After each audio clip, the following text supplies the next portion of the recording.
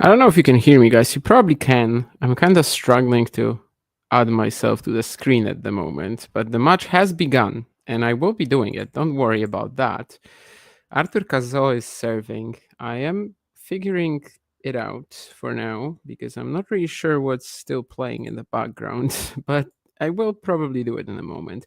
And then you also have the screen and everything. Oh, okay, it's a video that's still playing. Never mind then. Okay, yeah, now we can do that and maybe get us into like oh yeah, I can just set up the screen share. Okay, we will be on the screen in like regular programming way very soon. Let's see what I can do about the score, and then we will be on.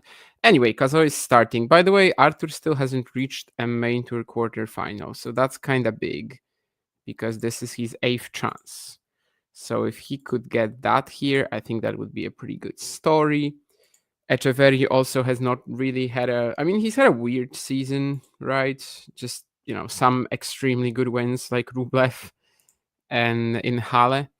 And then at the same time, his main tour record is like 14-20. So definitely could be better on that front. And what else? He also lost in Braunschweig round 1, the challenger in Germany last week to Luka Pavlovic.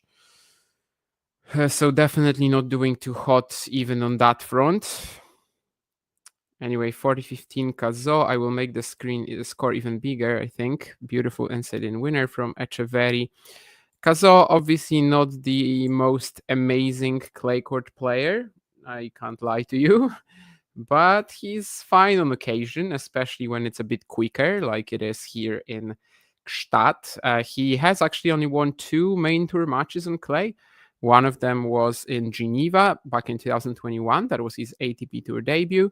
And he defeated Adrian Manarino. Not the best clay courter, I know, but at the time it felt big. He also defeated Sebastian Corda in Madrid qualifying around that time. And then he had to wait 4 years for another one on clay because he defeated Nicolas Basilashvili in the opening round here. Etcheverry is the number 4 seed, had a bye in his opener. So this is the first match of the tournament for him. I see that the background is still a little weird, so I will try to do something about that. Let me see. Probably this will be a good idea. Yep, here we are. So anyway, Arthur Cazaux does not end up holding yet. Okay, that's an error from him. So deuce. Of course, Etcheverry is a favorite of this clash, but again, as I said, not the best season for him. Very up and down. Last week lost to Luka Pavlovic in the first round in Braunschweig. It's possible for Arthur to win, definitely, especially considering the quicker courts. Against Basilashvili, his match went all the way to the deciding set tiebreak, but you could see the impact. I mean, first of all, he had like 16 aces probably, and yeah, was just able to like sleepwalk through enough of his service games to get it back on level terms from a set down. And just on occasion, puts pressure on Basilashvili's timing more than he usually would be able to do. Here against Etcheverry, that's obviously not like the same kind of idea. You cannot rush Etcheverry on these courts, I don't think, but Arthur has to serve very well, play aggressively, maybe get to the net if he can. He has a drop shot in his arsenal, of course, as well. And we'll see. In the tiebreak against Basilashvili, the final set tiebreak at 5-0, he actually played a drop shot pass play, which the passes were not as well. Actually, all of these shots were like a little mediocre, including the drop shot. But the sheer idea, of getting Nicolas out of his comfort zone and then passing him with 2 attempts, I think that's more or less won Arthur the match. On the spot. I think we can say that, even though it was such a long encounter. 5-0 in the third set tiebreak. All that matters from that point onwards is when you do on the next 2 points.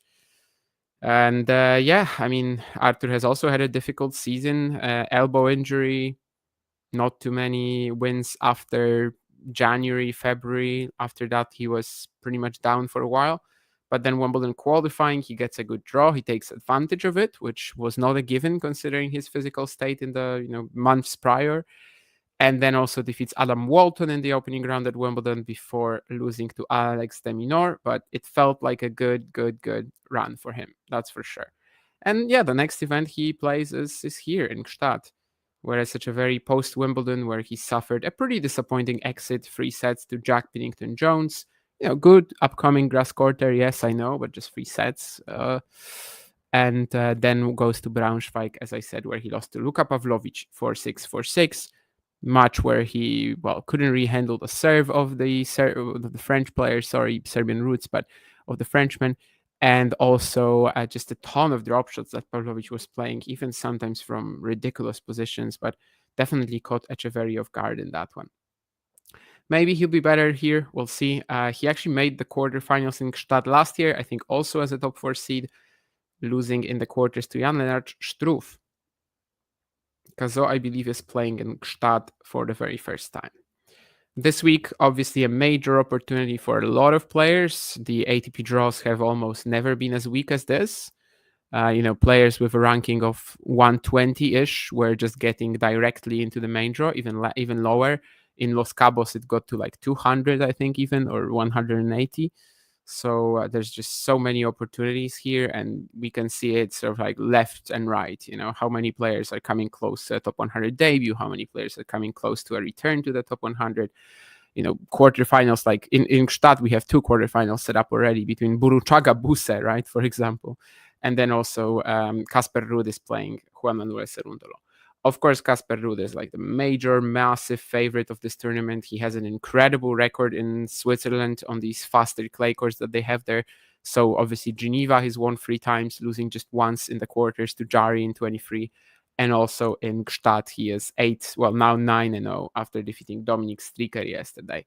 So undeniably, Ruud is the main favorite. But yesterday against Stricker, let's just say it was a pretty spicy match. It was not that obvious for the most part that Casper was going to come out with the win.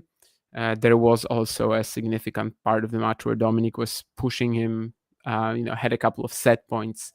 So definitely wasn't easy. And considering that this is Casper's first match since the knee injury he had during the latter part of the the spring clay season, we cannot really be fully sure. Pretty quick hold for Etcheverry to get us to 1-0. Some aggressive hitting definitely put the pressure on Cazaux, who shanked the ball a couple of times.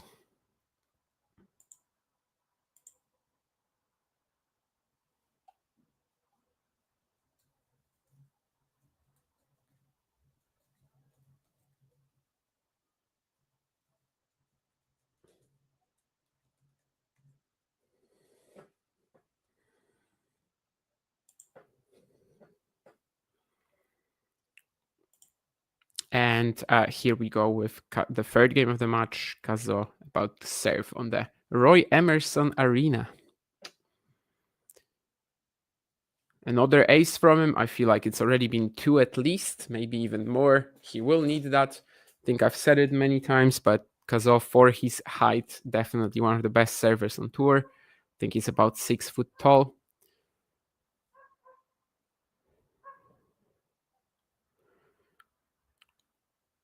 Very good junior. When he was coming up onto the circuit, I thought he was going to achieve even way more than he is doing right now.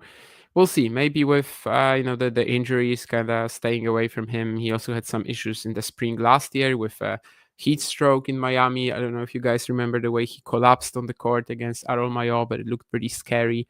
Then he comes back in Barcelona and has an ankle injury. I think I was even doing the watch along for this match in Barcelona against Arnaldi. It was maybe at like 6-5 that he twisted his ankle. But yeah, so much basically happening in his career.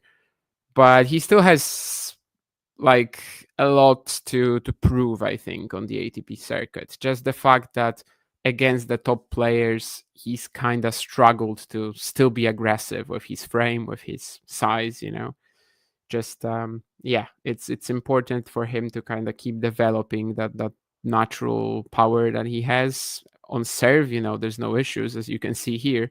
Another ace. This is actually 4 in this match already.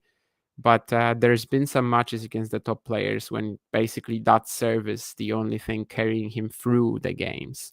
I don't know, great example last year against Andrei Rublev in Dubai, when against the Russian, like it was literally just the serve that was winning him points. Off the baseline, he was dominated. He was losing almost every rally. And I think against weaker players, he can get away with this because he's also an excellent mover. He's so quick around the court. He can play a counter punching style, you know? It's just on the ATP Tour, I don't think that's enough. I think he needs to be more aggressive than that to beat players like Rublev, like Etcheverry. I don't know. I mean, this is definitely more in his range. So we will see how this one goes. Some excellent trade here. Basically, Etcheverry smashing that forehand cross court, but Cazaux for a moment at least keeping up the intensity. Finally, that next inside in forehand from the Argentinian was too much.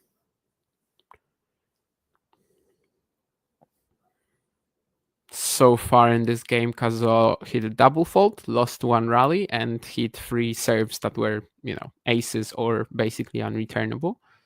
Let's see if he can close out with another one. This is more of a kicker. He sets up the +1 forehand, which is not quite big enough. But he does wrong foot Etcheverry nicely on the fifth shot of the rally, I suppose, third from his side. And it is 2-1.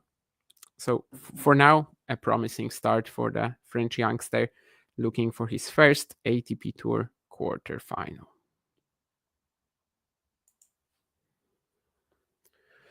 In Gstaad, at the same time, we also have Camilo Carabelli coming up against Botic van de Zandschulp, and that looks like a real marathon. We were considering whether to do this match or Misolic Borges. Well, I actually wanted Francisco Cerundolo against Mariano Navone at first, but I wanted to do something a little earlier in the day. It's just, what suits me this week. So I was looking at that, and I'm glad now that we're doing Cazaux Etcheverry, because Misolic and Borges, they will not start for a while, because Camilo Carabelli and Botic van de Zandschulp are in an actual marathon indeed. 7-6-4-1, Camilo was leading, then lost the next 3 games, and then lost the second set 7-5. So they are now stuck in a deciding set battle. I do think, however, that Cerundolo Navone is the highlight of today's play. Kind of tough to say with Los Cabos. I am not mentioning that this event that much because, it's just at a very weird time zone for European viewers. So I don't really know whether to treat the matches that we will have in Los Cabos as like tomorrow or is it today? Yeah, it's weird. I also haven't watched much of Los Cabos. Today I woke up during the night and I saw a lot of Fikovic against Alice, but I think that pretty much might be it, Maybe there was also a day where I woke up late in the... Well, basically, some of the matches are so late that when I wake up, I can catch some of them. And I think I saw maybe also one of these big upsets for the Mexicans, Luis Carlos Alvarez Valdez beating James McCabe. Yeah, I watched that one too. But yeah, Los Cabos is just almost unwatchable for the European viewer. Starting at 3 a.m. is rough. I mean, if you went to bed at like 9 p.m., sure, but probably not what I do most days.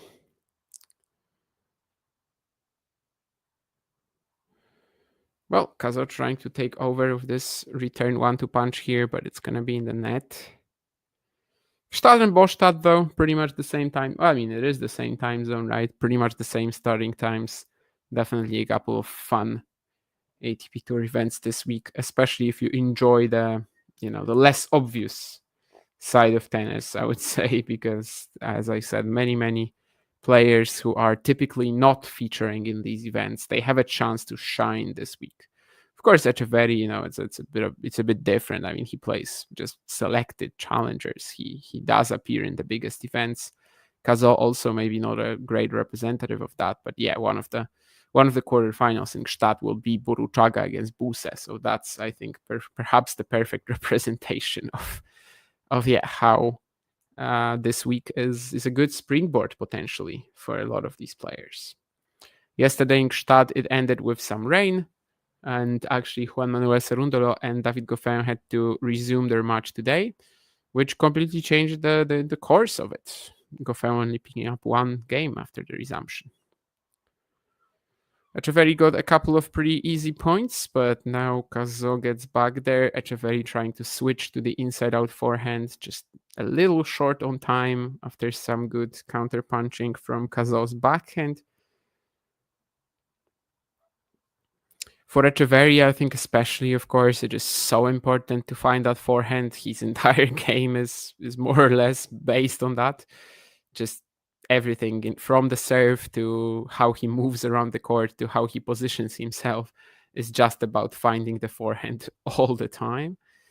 Tomás Martín Etcheverry, I think, is also turning 26 tomorrow. So if he survives, he will be playing the quarterfinals as a birthday boy. I don't know if that actually matters, but why not bring it up? But yeah, I mean, so vital for him to keep finding the forehand, which I think in these conditions he should be able to do most of the time. On a court that's this quick. Well, you could argue that Cazaux might have a better chance at like forcing him into the backhand corner. I just don't think he will have the ability to do it really. Yeah, it's the strong serving from the Frenchman. I will have to kind of be the epicenter if you wanna if you know what I mean of this match from his perspective, and just we'll see if that's enough, if he can actually sort of like keep going and then produce some chances. Etcheverry definitely vulnerable right now. It's not quite like, I don't know, 2 years ago when in the spring he was really, really tough to beat.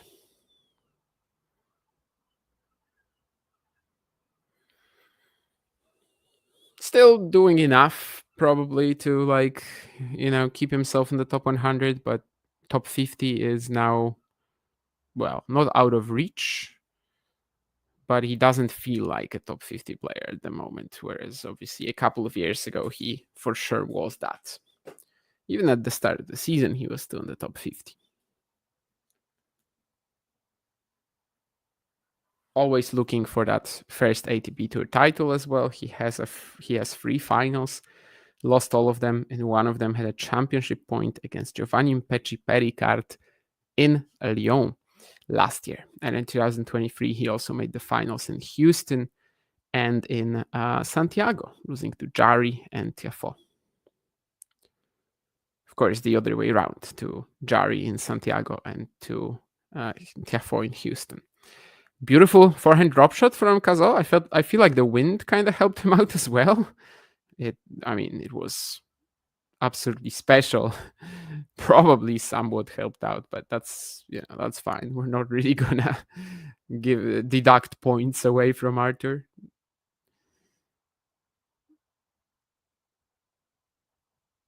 Beautiful for backhand down the line here as well.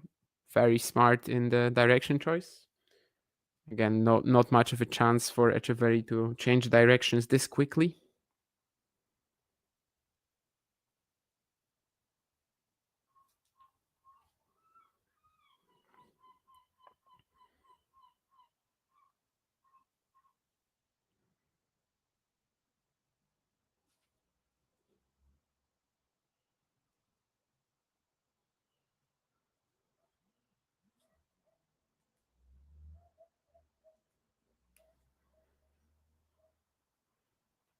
Second serve kick.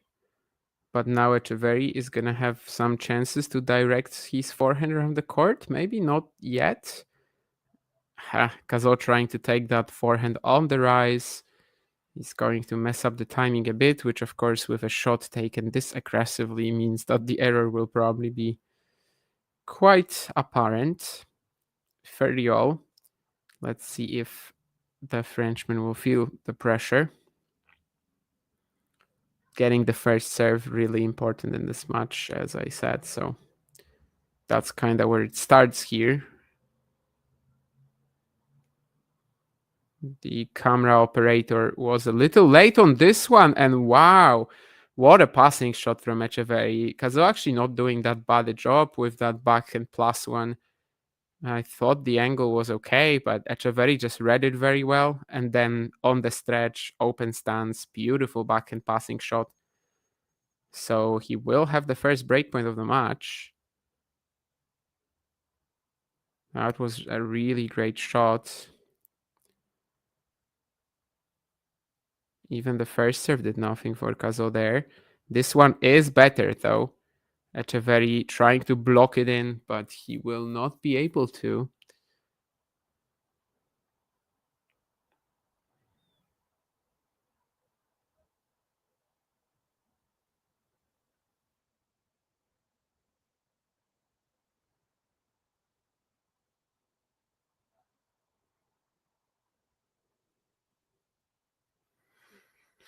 And well, a de facto ace down the T will also help. So will this be a game where Cazaux goes breakpoint down and just hits 3 amazing serves? Let's see.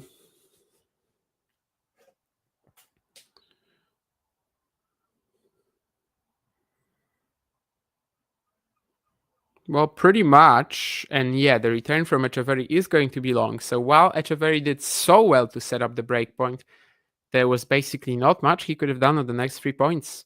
Cazaux, for now, is holding and gets to 3 games to 2.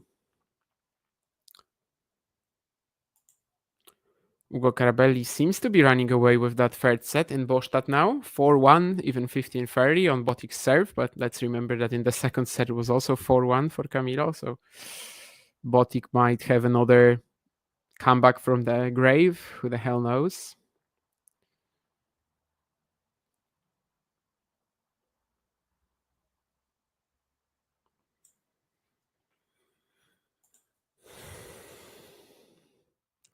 But yeah, first crucial moment of the match survived by Cazaux. This is not an easy match for him by any standards, but you'd expect that at some point he will have that first quarterfinal done on the ATP tour. He's 0-7 in round of 16 matches. Well, even after just 3 games on serve, we can see how important getting that first serve in is for Cazaux. So after the first serve, he's winning 87% points, whereas after the second, he's only at 1 out of 7, so 14%. And yeah, it's not a big sample. As I said, it's just 3 games, but even that is already kind of telling. And one of the points he lost after the first serve, obviously, was that incredible passing shot from Etcheverry. So Tomás did something special to get him, under fire, but then Cazaux just hits 3 really good serves, and there's not much that he could have done in these conditions, especially, right? Gstaad, of course, in the Swiss Alps. It's not like crazy high. It's not Bogota or La Paz, but it is much faster, and the ball travels through the air like crazy. So it is a very nice event for both players, really. But Etcheverry can kind of get it going on any clay court in the world, whereas I think for Cazaux it just makes a major difference when the conditions are a bit quicker.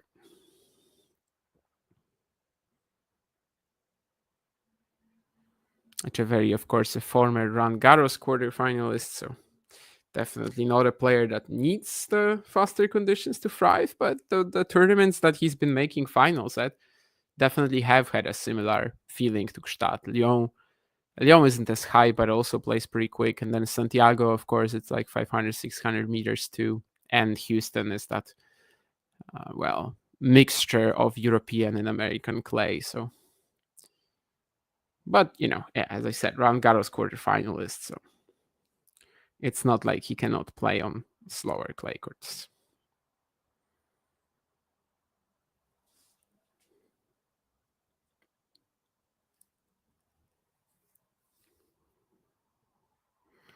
This year at Roland Garros, Tomás Martín Etcheverry landed a pretty difficult draw against Stefanos Tsitsipas in the opener. Well, I mean, you could argue that right now it's actually not that tough, and some of the recent results from Steph might suggest that, including the match that he lost right after beating Etcheverry to Matteo Gigante in the second round at Roland Garros. But nonetheless, Etcheverry was not able to produce anything there. Cazaux must have had a wild card now, but I can't remember right now even who he played. But, at Roland Garros, the expectations weren't that high.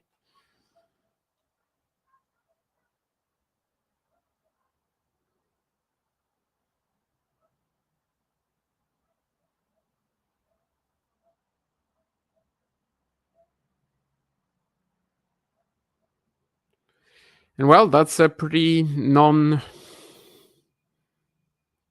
eventful game for Etcheverry here. Like 2 missed returns, aggressive forehand hit down the line, and Cazaux was left stranded. So yeah, just 3 games all. He keeps it up, and obviously had a breakpoint in the last game. So let's see if he can make some more inroads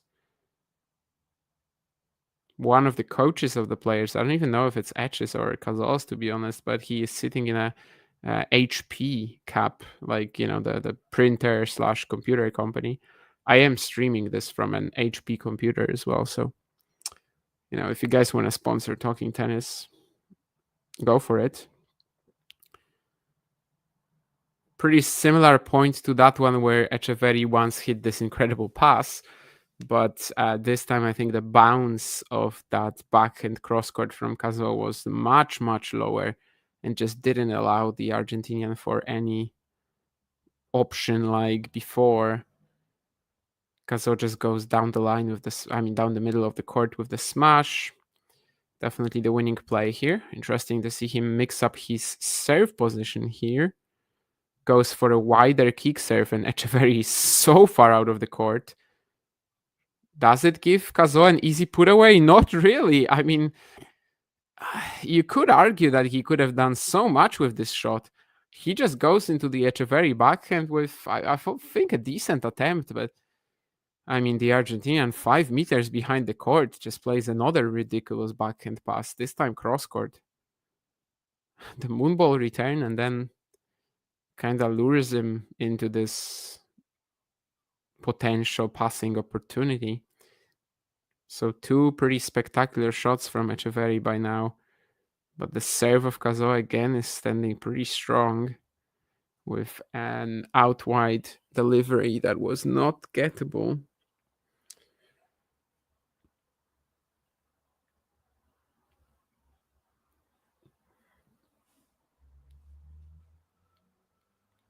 Again, going for that kicker, and Etcheverry is so far out of the court, but he's able to return to neutral, or more or less at least. So it's a longer exchange here. Etcheverry winning that cross-court backhand rally, we'll see. Well, he gets to his forehand first, but now back at the backhand corner. Still going. Cazaux trying to hit an approach shot on the rise, but again, that's going to miss. Interesting that on both points in this game, on the ad side, Cazaux has gone for that strategy of moving 2-3 steps to the corner of the court from the middle, and just trying to go for that first serve kick, which on both occasions he actually lost the point, even though the serve was really good.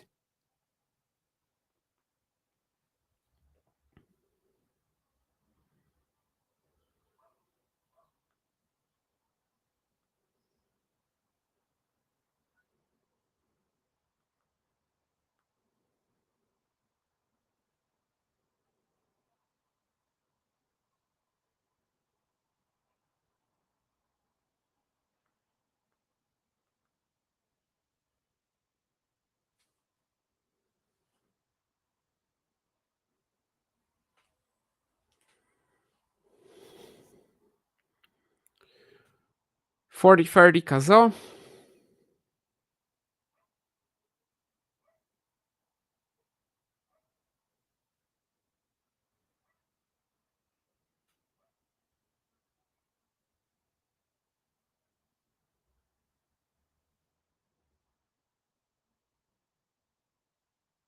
And goes for a nice backhand down the line. Okay, that's a way of ending the point that I don't think we're going to see from him most of the time in this match, but it works on this occasion. So 4-3. Once more, it was somewhat difficult, but he survives. And after about half an hour of play, we still are on level terms.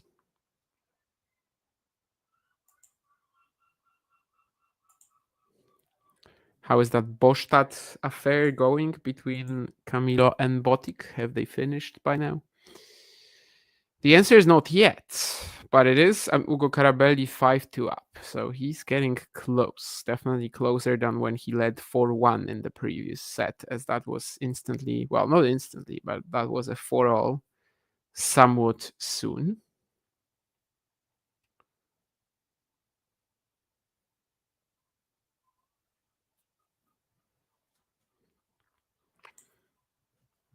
After this, today in Gstaad, there will also be this all Kazakh duel, all representing Kazakh duel, if you want to be, very correct.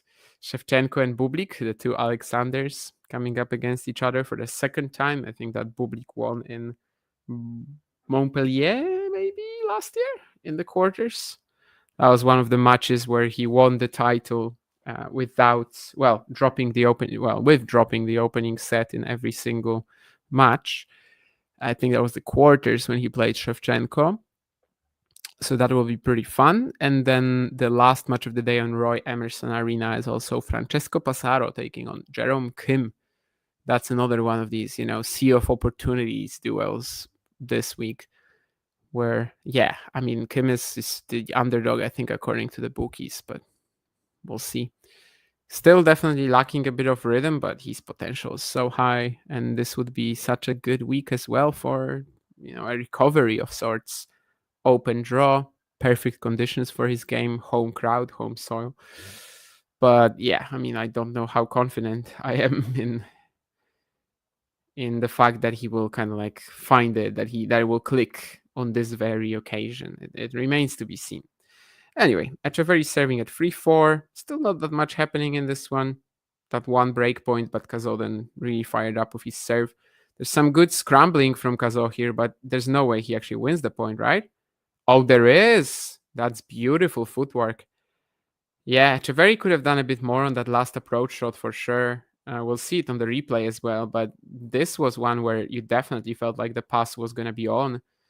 And Cazaux finds the very last centimeter of the court, really. But earlier, there was some really good scrambling in there. Even though he allowed Etcheverry for that forehand inside in, which is probably his best shot, he was able to get back into the rally. And maybe this is the game now. We'll see. Love 15. This first serve kicker attempt from Etcheverry lands in the net. Cazaux is not going to approach it too aggressively. I wonder if Etcheverry serve and volleyed right now, how it would work out. It's not going to. And that's not a mistake you can afford right now, Artur.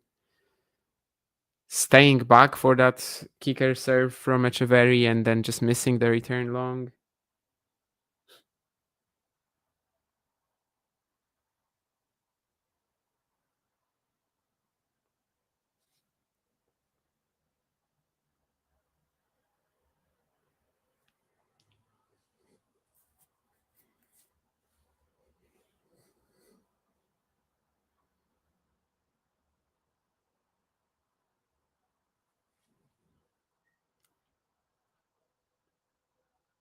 Does a better job on the return here, even though it was a pretty similar serve from Edge.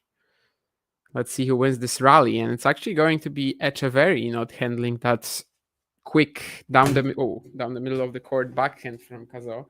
My was reaction to my mouse kind of just getting out of my hands, but I think it's fine.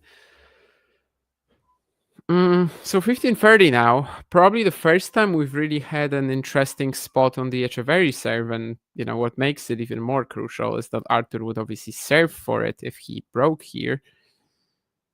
So I don't hate the potential chance for Artur now. Definitely as he steps in with that backhand down the line and once more very smartly assesses where Etcheverry is on the court, inside in forehand, takes it early. This is the kind of play we want to see from Cazaux, right? Just very aggressive, take the ball on the rise. If Etcheverry was still there, I'm sure he would have been able to cut it off at the net as well. So 2 breakpoints here for Cazaux, and this would be massive because he will actually serve for the set. Most of the opener here so far, Etcheverry was kind of the dominant force. Dominant is a stretch, but the one that was leading. But now Cazaux breaks. Good forehand return. Etcheverry cannot handle the pace. The ball kind of flies uncontrollably like it tends to do in altitude conditions. And at 5-3, Artur Cazaux will be serving for the set. Great opportunity. Let's see if he's ready to take it. Ugo Carabelli and Van de Zandschulp still stuck in that third set.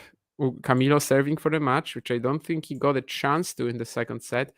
I think he was 5-4 up, and then Botic was serving. So this is the first time. But yeah, what an insane match they're playing there. I think it's reaching 3 hours soon. If they get to a tiebreaker, will definitely go below, above that. Ace out wide from Cazaux, perfect way to start the 5-3 game, the 9th game of the match, where he's trying to serve out the opener. Has he ever been a set up in trying to get that first quarterfinal? I believe so. I believe he actually crashed Felix Auger-Aliassime in the opening set of one of their matches, maybe this year in Auckland. Adelaide, and then he got like this injury and was trying to fight but didn't manage. I think he was also 5-3 up on Felix as well. Felix against in Montpellier in 2023 maybe or 24. So I do think he has had chances to, yeah.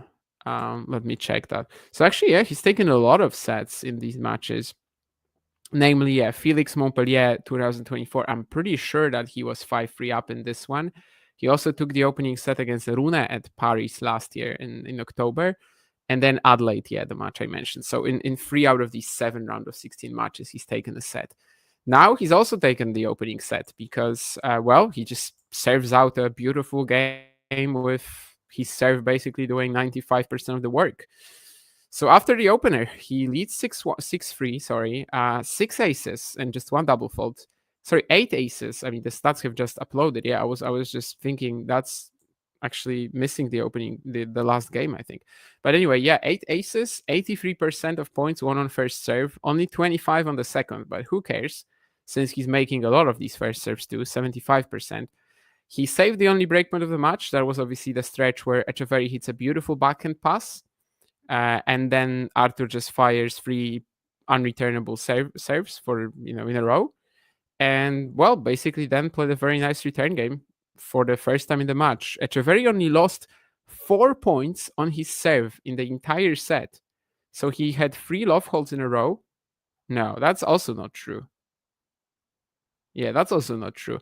Okay, the stats are just stupid here. Anyway, Etcheverry only lost 3 points on serve 2 points on serve in the first 3 games, and then got broken to 15.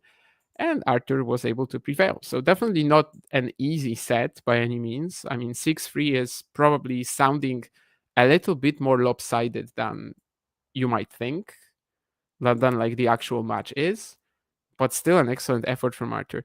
Yeah, I mean, Etcheverry lost more points than that. Yeah, 6 on serve. I don't know. These stats on the ATP on the ATP website are just correct. Do they have winners and unforced errors? They do as well. And of course, the 16 winners sounds great for Arthur, but 8 of them are aces. Nonetheless, you can see that it's mostly him directing the play, and that's also something that I really do appreciate here. 28 to 23 in total points won. Yeah, definitely not the easiest set.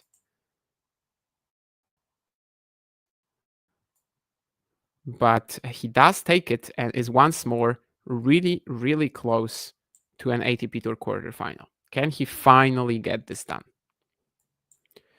Well, with the quality of the serving that he's displayed so far, if he keeps it up, I'm inclined to say yes. Camilo Gocarabelli and Botic van Zandschulp, it's actually going to be a match point for the Argentinian now. Botic had some chances to break back here at 5-3, so could have made this one a little longer. Maybe he still can. Well, just 1 breakpoint he had, but now it's Camilo match point up for the first time. This has been a standout match, I suppose, in Gstaad, even though I haven't seen a ball from it, but the drama, just checking the scoreline, seems pretty nice. And it is indeed Camilo Gocarabelli making it into the quarterfinals. One more event that we have this week, and that I feel like is not really getting discussed whatsoever, is the Hopman Cup. But I'm glad with that. Like I don't really want to talk about it. Like if any of you guys want me to say something, I can look at the lineups or whatever. But no, I mean, yeah, the Hopman Cup just died. When the Hopman Cup was disbanded after 2019, and when it changed dates, I think it just died. The greatest thing about the Hopman Cup back in the day, I mean, first of all, other than having like Federer, for example, in 2017-19 start his season there, which I think was a massive draw. The greatest thing about the Hopman Cup was the date, right? It was just the first week of the year. We didn't have ATP Cup or United Cup anymore. and it was a really fun event. I know it didn't have points, but in Poland it was so massively publicized when we had that final run with Grzegorz Panfil and Agnieszka Radwańska, and then obviously the year after won it with Jerzy Janowicz and Agnieszka Radwańska. Then yeah, I think Federer brought so many eyes onto this one as well. We had all these Federer Zverev clashes there, which were all very good. The mixed doubles, seeing players who usually don't compete in that, I think that was really interesting as well.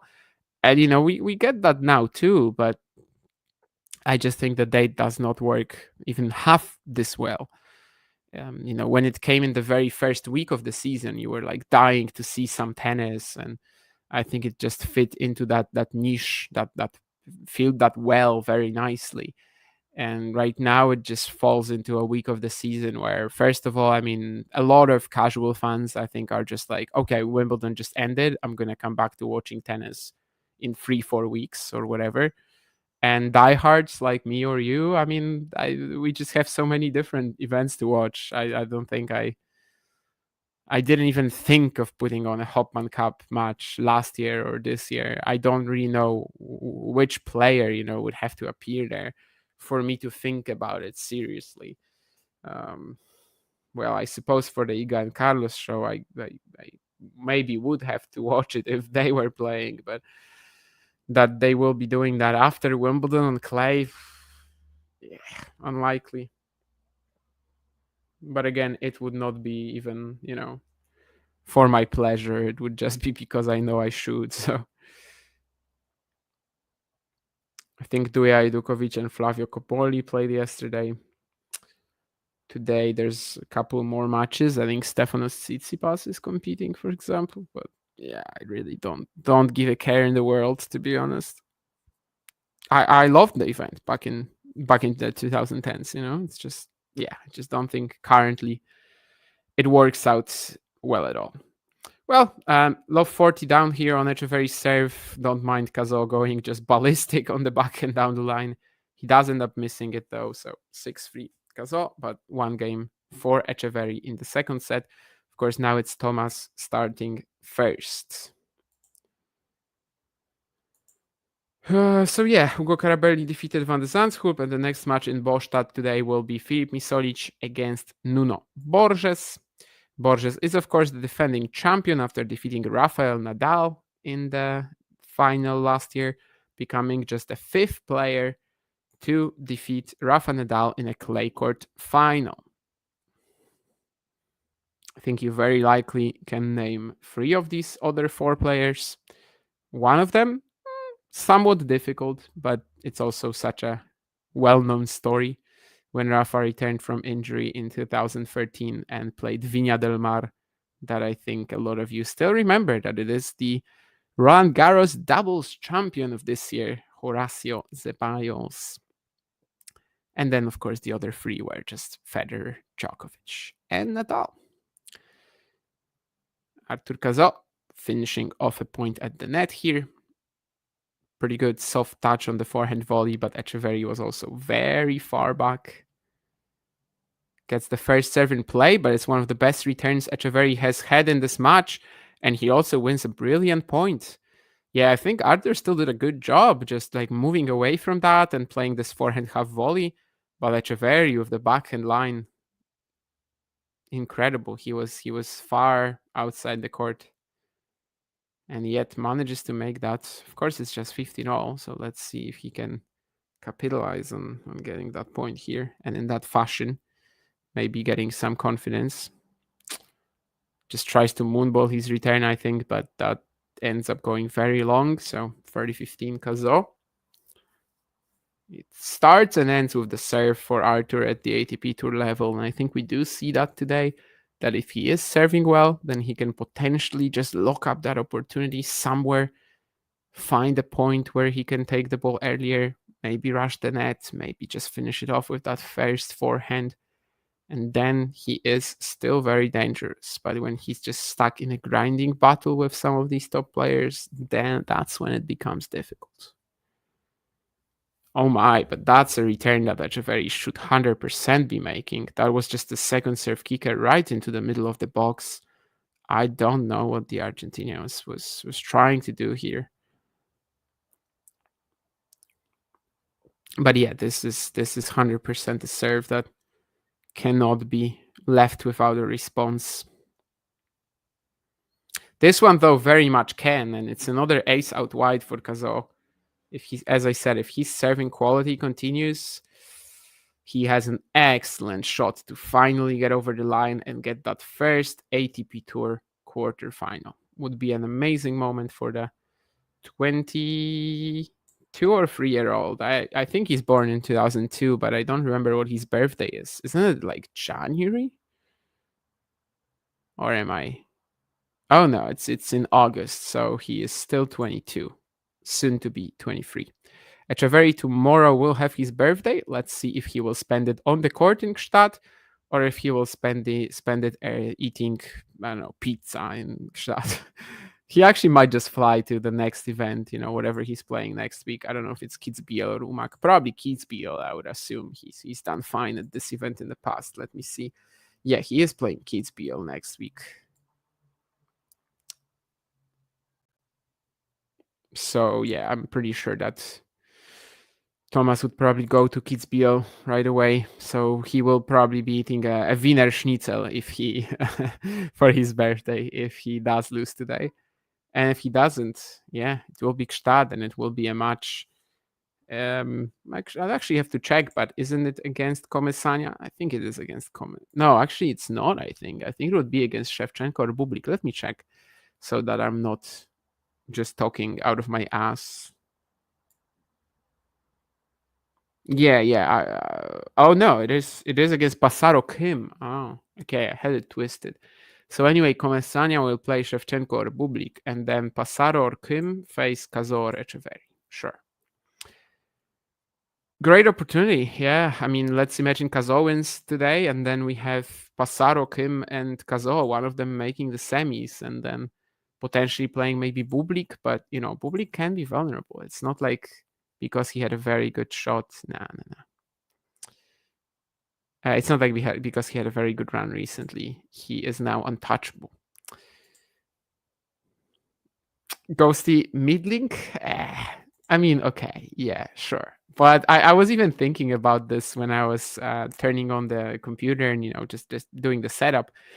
That I think the most recent stream I was on, like in terms of a watch along, was Djokovic Sinner at the end of the match with Nick. But even earlier than that, I was at Djokovic Koboli, and I was just not having a great time. Well, I was having a good time on the stream with Nick, but Djokovic Koboli, I just especially until Vange joined, I just really didn't care about the match. And I was just turning the stream on today and thinking, now we're talking, Etcheverry, Cazaux. This is my tennis. This is what I wanna talk about. So I'm doing that.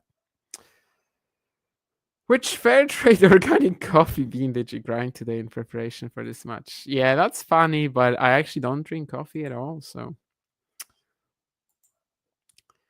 I only had water with a splash of lemon. Well, not a splash, with a slice of lemon, I suppose. But it sounded better with that splash. Anyway, Etcheverry holding pretty comfortably to get to 2-1. We'll see how Cazaux ends up trying to keep up with him in this set. Speaking of water, I mean, I might drink some. It's actually not that deep and dark in Poland today, I have to tell you guys.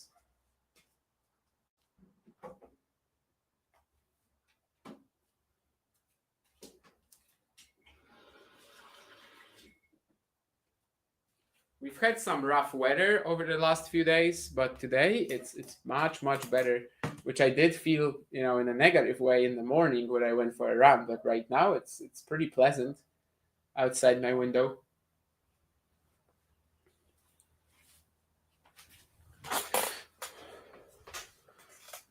There's some dancing among the volunteers and guards. They're showing it on the screen.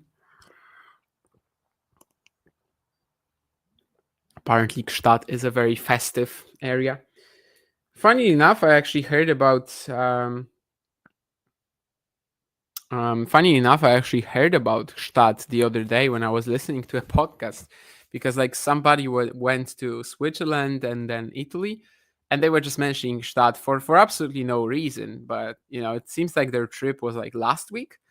So I was just thinking, if I went to Gstaad around the time of the year, I mean, yeah, I knew what to do. I'd know what to do. I'd switch the trip around just to watch some tennis. But I don't think the guy was a tennis fan. So fair enough. I will call this a missed opportunity. But he probably wasn't even aware that by next week in Gstaad, there's going to be a phenomenal tennis event, including matches like this, Cazaux Etcheverry. What a treat for the Swiss population and the tourist population, which I think this time of the year in the Swiss Alps is pretty heavy too. Another one of these kickers from Cazaux, and Etcheverry stays in the point. Enough for Cazaux to make an error. Backhand goes a little wide.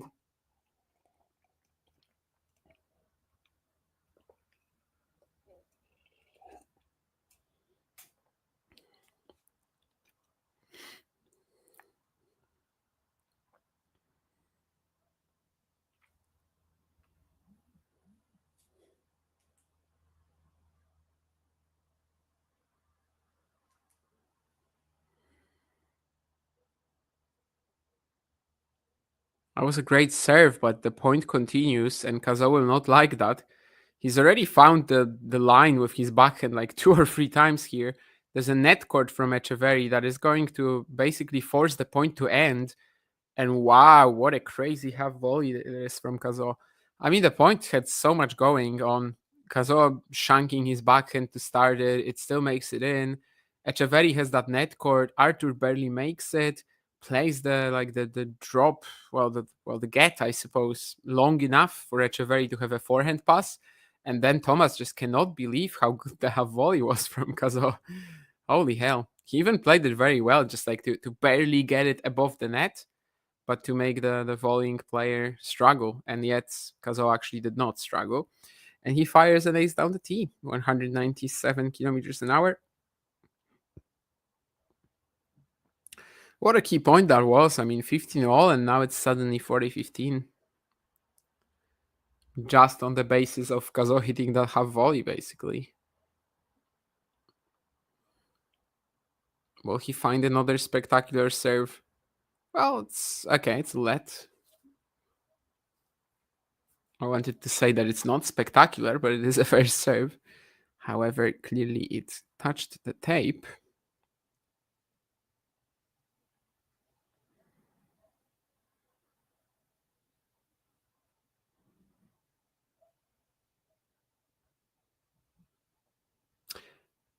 Well, the chalk went up, kinda. The chalk came up like at Wimbledon. I don't know what to say here. Arthur is a bit confused that this didn't go in. Uh, well, tough to say, but you could clearly see the ball bouncing off the line. I think maybe it was just the wrong end of the line. So a second serve anyway. Took a bit of time to go and check the mark, and he does double fault after that. So not the easiest spot for him right now.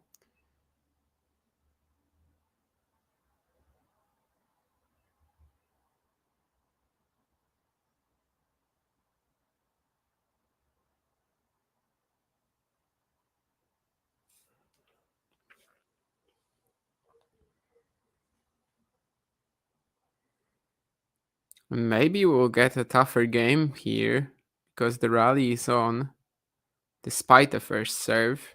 Some good depth from Cazaux, though. Who gets an error out of whom?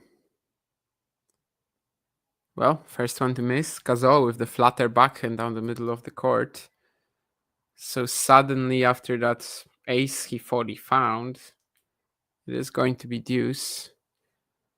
Etcheverry had one breakpoint in the first set, but it was saved with some really good serving from Cazaux, the theme of the match. Now let's see if he can create anything more. Would be good for Cazaux to find another one of these out wide bullets, but he does not.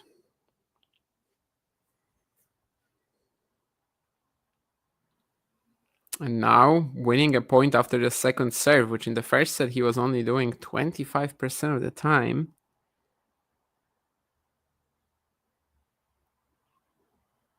Can he pick it up on this occasion? Well, there's some bounces here that they're both struggling with. Etcheverry definitely, oh my! Etcheverry definitely in charge, I wanted to say. And he was in charge. But he tried to just surprise Cazaux with that forehand dropper. And yeah, it just lands maybe a half a meter in front of him. Aye, aye, aye, aye, aye. Yeah, that was a point where I feel like he could have won it 1,000 different ways too. Approaches at the Cazaux backhand, probably wins it. Goes at the Cazaux forehand. I don't know if he even has to play a volley. But yeah, he chose wrong, and now he's in trouble again. But Cazaux can't quite control his aggressive forehands here. First one is in, but the second one is just a shank, so back to deuce.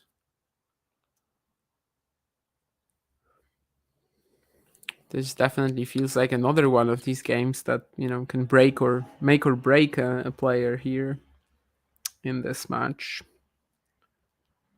Cazaux not getting as much help from his serve at the moment, but maybe this will change.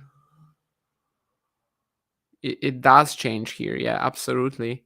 Etcheverry is maybe starting to read it a bit better. I mean, it just seems like he's in the right corners at the right time, but still wasn't able to control the forehand block. So Cazaux with another chance to close out the game. Last time he was just trying to go massive on the forehand and couldn't quite get it right 2 times in a row. This time it will be another kick serve out wide. Etcheverry is in the tram lines, but what can Cazaux do with this? Well, the placement is decent. It's a moonball from Etcheverry. He approaches the net, but yeah, he's a little short on time there. Etcheverry doesn't play the best passing shot in the world, but it's enough to make Cazaux stretch for it, and the volley lands in the tape. Getting to be probably the longest game of the match here. Cazaux's coach willing him on.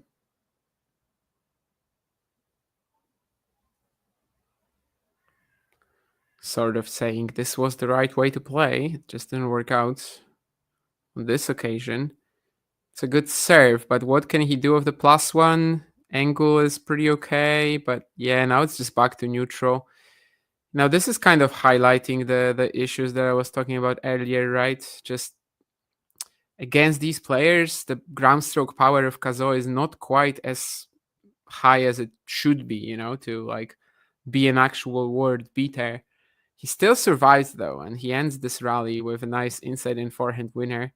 But you could see that, Etcheverry doesn't even put a good return in play. It's just Arthur can't really kill the point with that +1 shot, despite a great serve. But good for him to survive here. I think there was definitely a moment where Etcheverry was leading the charge. I was confused a little, sorry, but it was just that famous, camera shot of the clock turning to 1 hour. The one that all the operators just force on you every single match. Anyway, advantage Cazaux, but second serve here. Again, it's gonna be a baseline point. Usually spells trouble, but maybe he can get away with it again. Well, that's a very long backhand, and that slice with so much side spin. Wow. Etcheverry is tempted to just go after it, and he ends up missing, which I don't think was that unlikely, because the side spin on that slice from Cazaux was quite wild. Was a bit fortunate with the previous backhand landing so deep. Took advantage of it though. And it is 2 games all. That was definitely the longest game of the match. Maybe it's kind of like in the first set, when Arthur was in trouble, survived, and then he had that opportunity to pounce. This time, of course, he did not have to save a breakpoint though. But yeah, I think it was also a really good game of seeing why Cazaux has struggled so far at main tour level. that after the serve, there's just not that much ability to end the point. The power, the pace, the early timing that he is playing with, and that was so threatening in challengers, that was so threatening on the lower tiers and the juniors, just doesn't quite make the same impact here, even in conditions like this. But at least he has that really good serve for his height, and definitely is the main factor behind his success so far in this match. And also Etcheverry, I mean, yeah, last game he has like 3 rallies that he's on top of, and he doesn't convert. So I think that was also quite massive.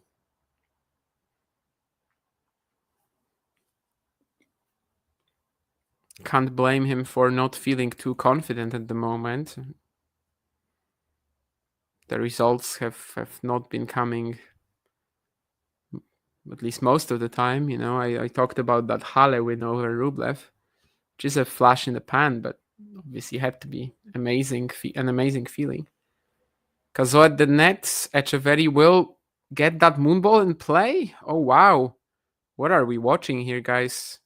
Who will take this point? It's Etcheverry. Yeah, that moonball was just barely on the sideline.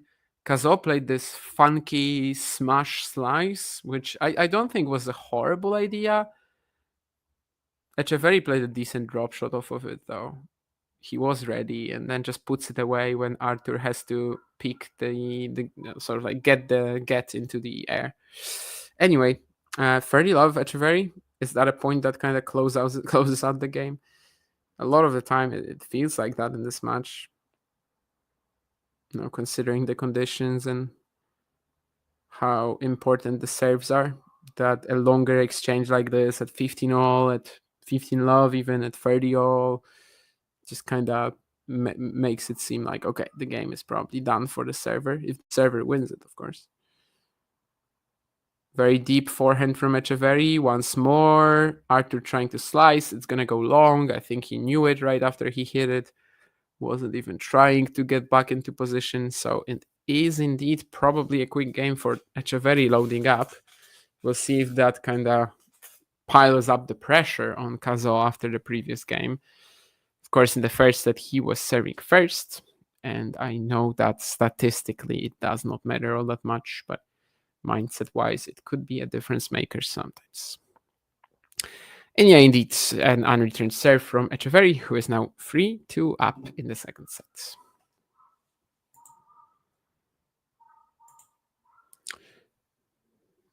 Misolic and Borges have begun in Gstaad. It's just the third game of the match thus far. 30-15 for Philipp.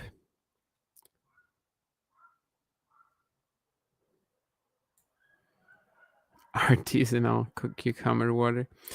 Translation of kust in Polish comes out of salt of the earth. Maybe. But kust in Russian, I know, means a bush. And in Dutch, it means coast. I don't know if you always wanted to know that. You probably didn't care, but I just told you.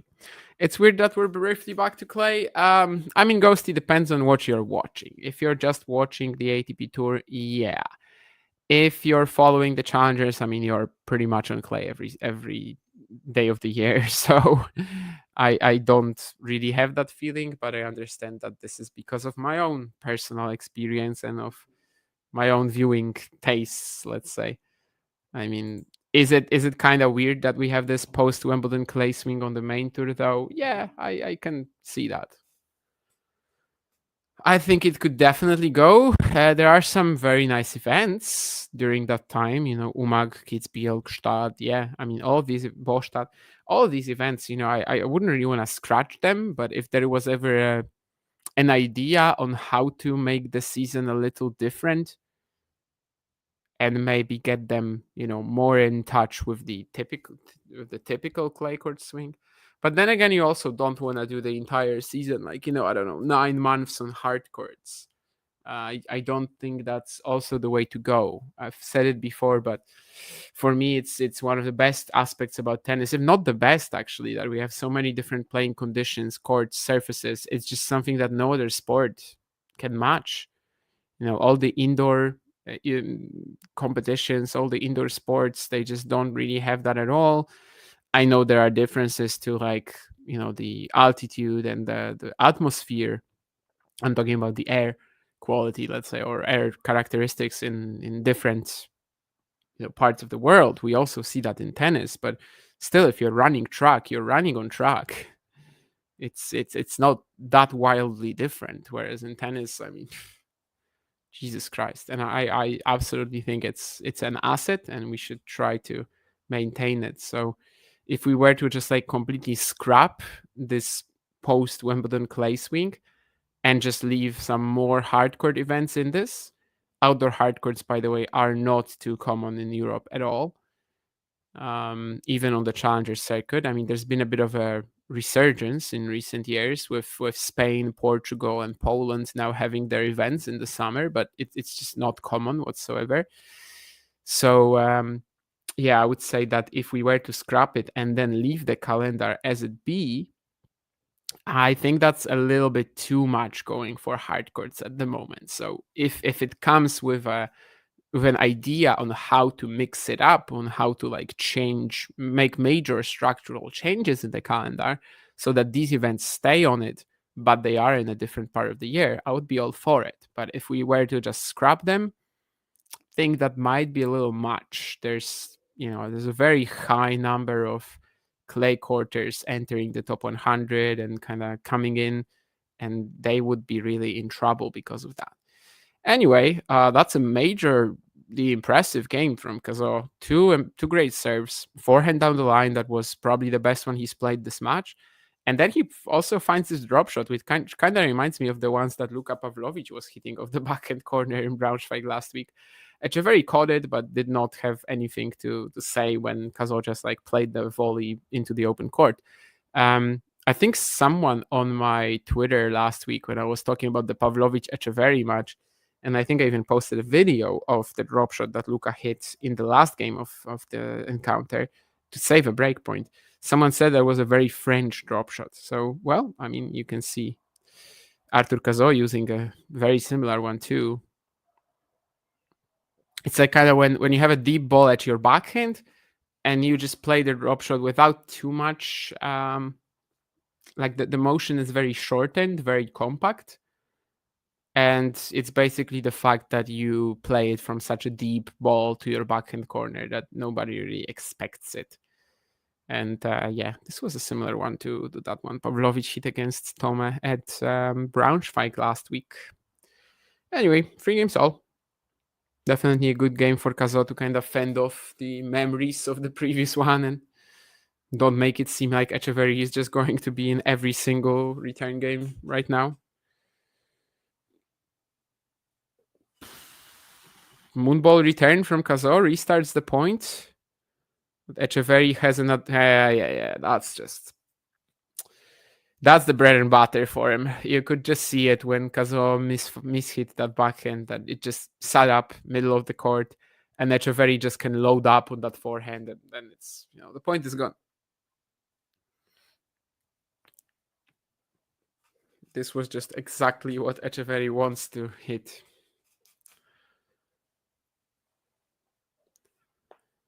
Not quite an inside in, but still middle of the court in that direction.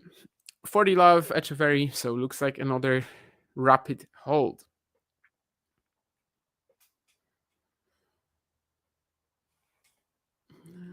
It's going to find to go.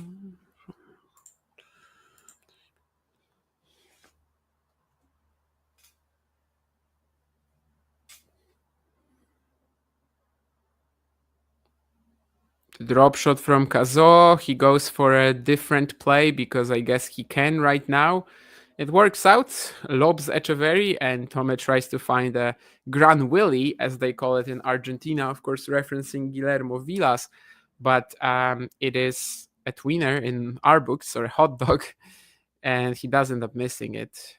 I think earlier today, Ugo Carabelli hit a tweener in that Gstaad match against Botic, which I only saw. Well, I told you earlier that I didn't see a point. I actually watched the clip of that one, so I guess I was lying. Do you feel like I lied to you and misused the trust we have? hope you do. I'm sorry. I think that's a little too paranoid, maybe. Anyway, never mind. Let's see what Etcheverry can do at 40-15.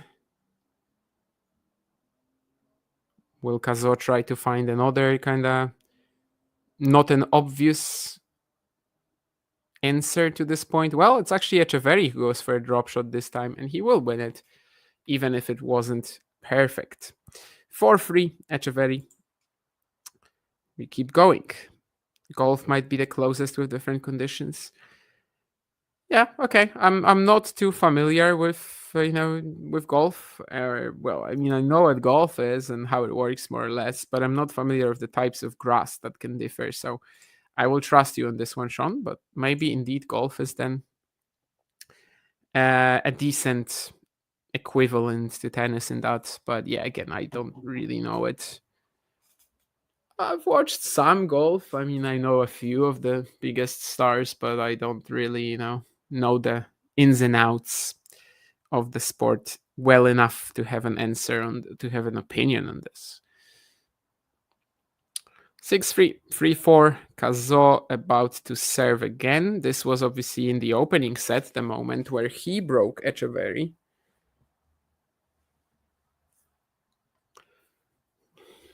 He'll be trying to avoid a repeat of that, but this time on his delivery.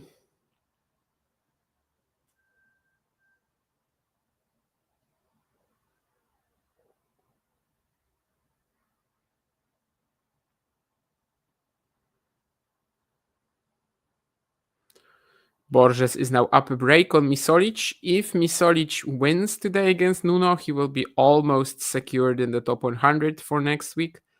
Another player getting that opportunity, well, in Los Cabos. So again, I don't know if I should say today or tomorrow, but overnight in European time zones will be Tristan Skulkate facing Denis Shapovalov in Los Cabos.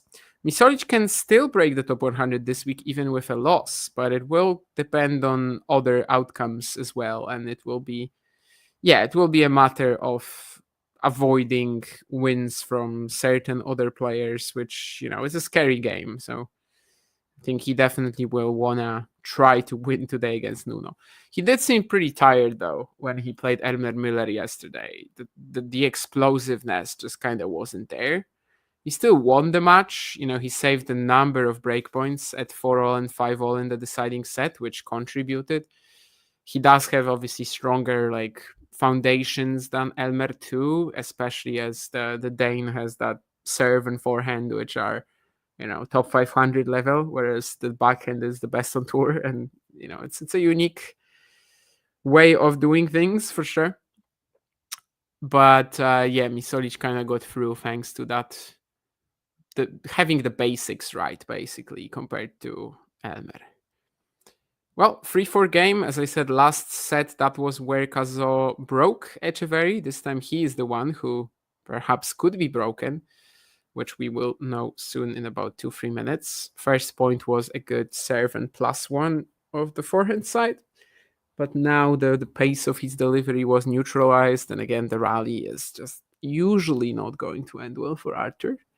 Of course, this is still tennis. He's going to win a lot of these longer baseline points. Just Etcheverry is favored to win them.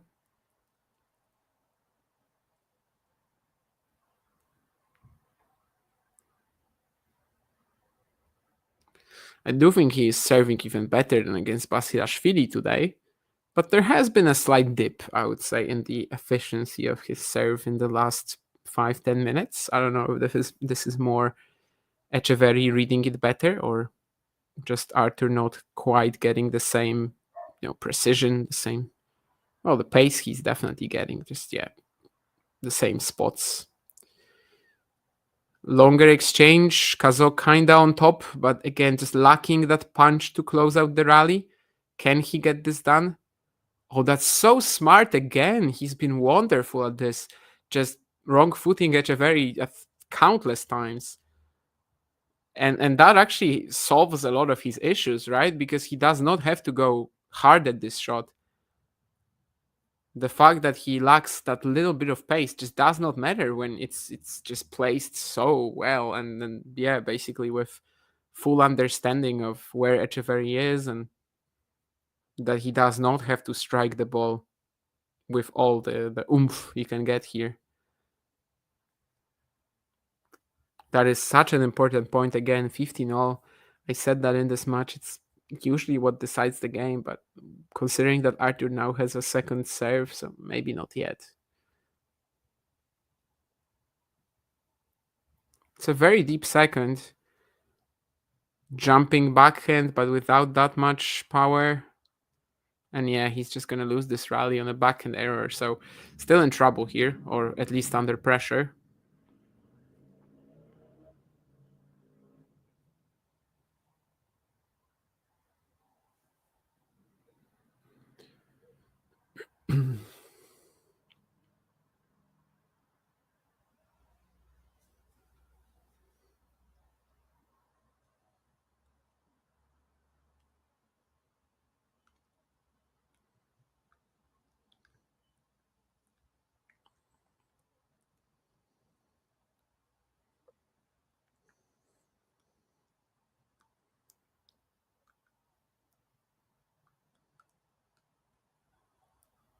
And another second serve. I think it's like 3 in a row, which is pretty atypical for him in this match. And yeah, that ends up just with a breakpoint for Etcheverry. 30-40. This is obviously the second time Etcheverry has a breakpoint on Cazaux' serve in this match. The first attempt that he had at breaking was that just, yeah, 3 serves in a row from Arthur that were ungettable. And how he would love to get something like that here, because this game, the serve has not been helping out. And it's not helping out again. The quality of his serve has dipped massively in this one. And now we can properly say, he is in trouble. Let's see if he even gets the second serve in play. Well, he does. And Etcheverry misses the second serve return. Oh my.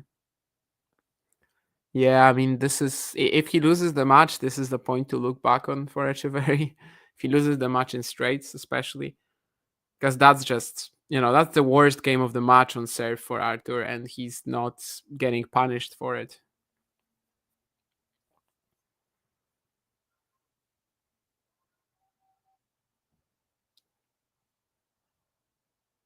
Now he finds something better, but can he close out the point? Well, maybe. The moonball from edge. Cazaux lets it bounce and finds the middle of the court. Nice. So he gets a game point here. I honestly was a little scared for him with that smash. Seems like he still played it relatively safe, just pretty deep, but at the middle. And has a game point here. So can he once more run away with this? And the big difference is that in the opening set, he just hit 3 unreturnable serves. I mean, what can you do? Whereas here, Etcheverry had that second serve return that was just criminal. Yeah, but it's not that much he's getting of the first serve now. The kicker was one of the weaker ones he's hit on the outside this match. Doesn't really know what he's doing with the backhand down the line later too. So still a long game, and this match, the tone of this second set has been gradually shifting. Now we just have to see if Etcheverry takes advantage of that, but he is getting so much more play on the Cazaux serve now. Almost got more play on this one, but the forehand block return will be wide. Yeah, he's definitely reading it better. Cazaux is not quite finding the same spots. But if he doesn't break here, I mean, he can only really blame himself for that second serve return.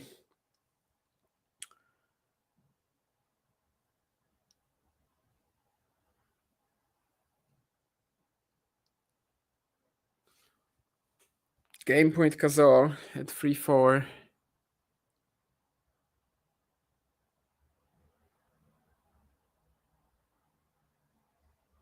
Oh, that's a crazy point. Cazaux tries to serve and volley.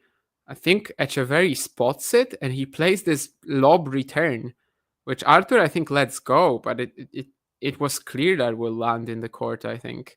Maybe he just didn't feel like he can catch it by that point. That's a weird, like, that you don't really see that too often, you know. Etcheverry actually says sorry, so maybe it wasn't the cleanest hit either. But I do think he spotted that Cazaux was going to the net. But yeah, probably not the cleanest, given he said sorry. And this is brutal for Arthur because he was almost out of this game, you know? He was almost out of this nightmare that he's having here with almost no first serves and many baseline rallies that he doesn't quite know how he's winning. But the nightmare is not yet over now. Couple of pretty decent forehands, but Etcheverry survives and does find the counter down the line. So there will be more, well, at least one more opportunity coming for Edge.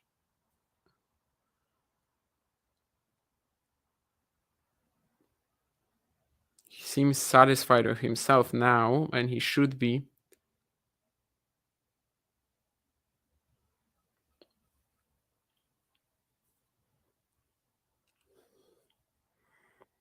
Third breakpoint of the match coming for Etcheverry. What happens here? It's another one of these kickers for Cazaux, and he misses the return. I mean, at least in this case, it was actually difficult, right? It's not like the second serve on the second breakpoint where he just had the forehand return. He had everything he wanted. And yeah, here it was actually pretty difficult. So Cazaux was again using that outside kick serve, which Etcheverry knows exactly what's going to come. It's just not that easy to handle regardless. And this is a better first serve. Yeah, he finds the line here with big pace. Got a game point again. Yeah, the second set has been much more of a struggle for Cazaux. I don't know if I'm quite, in that spot where I can say he has to close it out in two, but it's looking more and more dangerous by the minute. So that would obviously be very beneficial for him. And that's another big first serve. That was not a great bounce, but it is a big first serve, probably 200 plus, and he gets the game finally.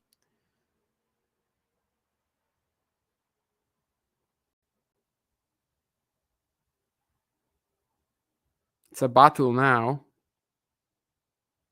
Hasn't really had any opportunities in the second set on the Etcheverry serve, but maybe something can come to him a little unexpectedly at the moment. We will have to see. Borges still up that early break on Misolic in the meantime. We, of course, also have Hamburg and Yassi on the WTA side. I don't know if anything particularly interesting happened today. Avanesian losing to Carle, the defending runner-up is a weird phrase, but the runner-up from last year, Avanesian. And in Hamburg, presently, we have Diane Parry coming up against Diana Jastremska. Alexandrova, probably one of the favorites of that event, but then again, what is she doing on clay post Wimbledon is a question to ask.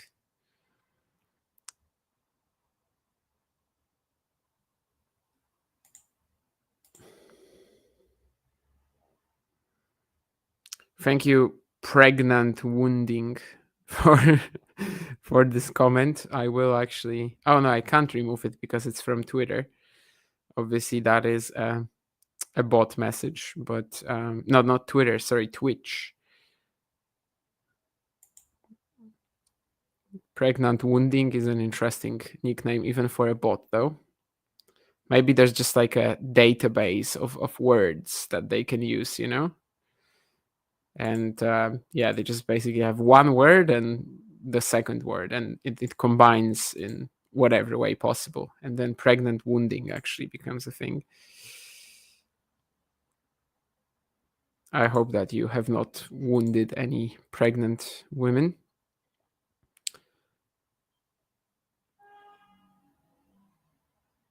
Well, looks like Etcheverry, after that very long game, will hold quickly here, so good for him.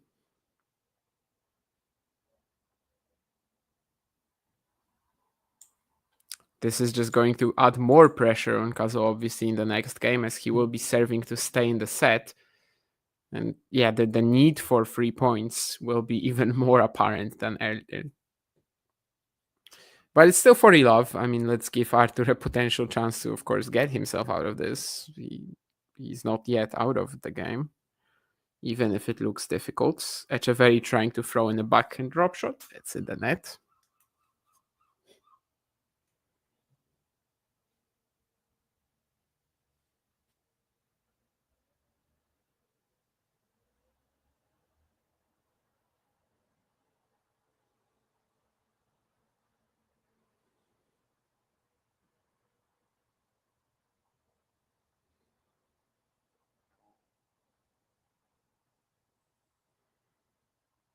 That's a good serve from Etcheverry that should just give him the game right there. And it does. So 5-4, but yeah, it's looking more and more difficult for Cazaux.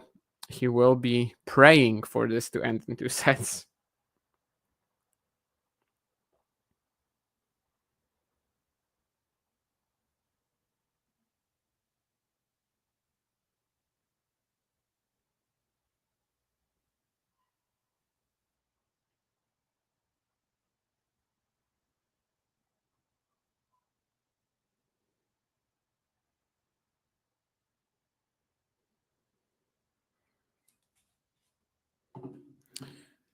Beautiful views from the Swiss Open in Gstaad. As I said, in the Swiss Alps, there's a lot of like architecture that is very, mountains, if you know what I mean. The kind of like small wooden houses you're going to see in the mountains. Definitely a beautiful venue.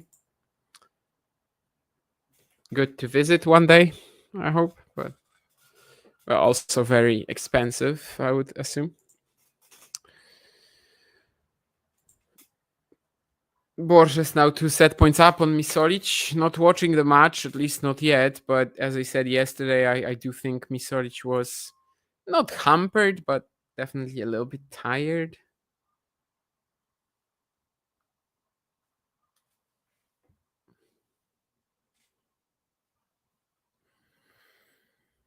Cazaux, for the first time, will be forced to serve to stay in the set. I don't know if it actually has a major, psychological change compared to the 3-4 game, because it also felt like one where, if you lose it, you're out of the set.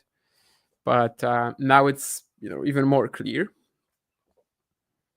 The second set has also been pretty long. It's 1 hour and 28 minutes on the clock already. Of course, actually a couple of really long games on the Cazaux delivery. So easy points on serve. This is all he wants right now. And gets the first one. Good serve, +1 forehand. Had an easy kill on this one.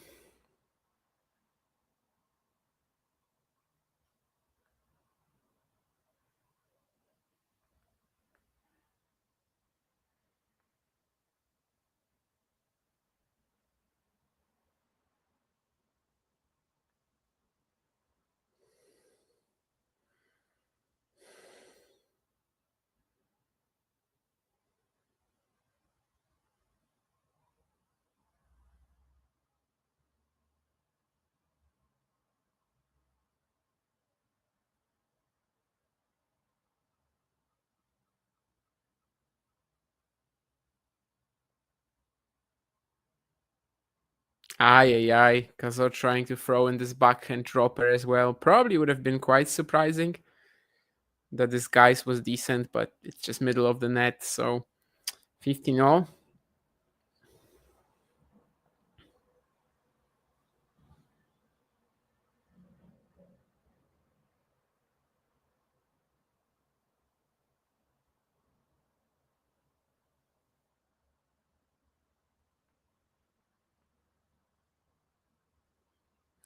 Ace out wide, exactly wants to see what he wants to see right now.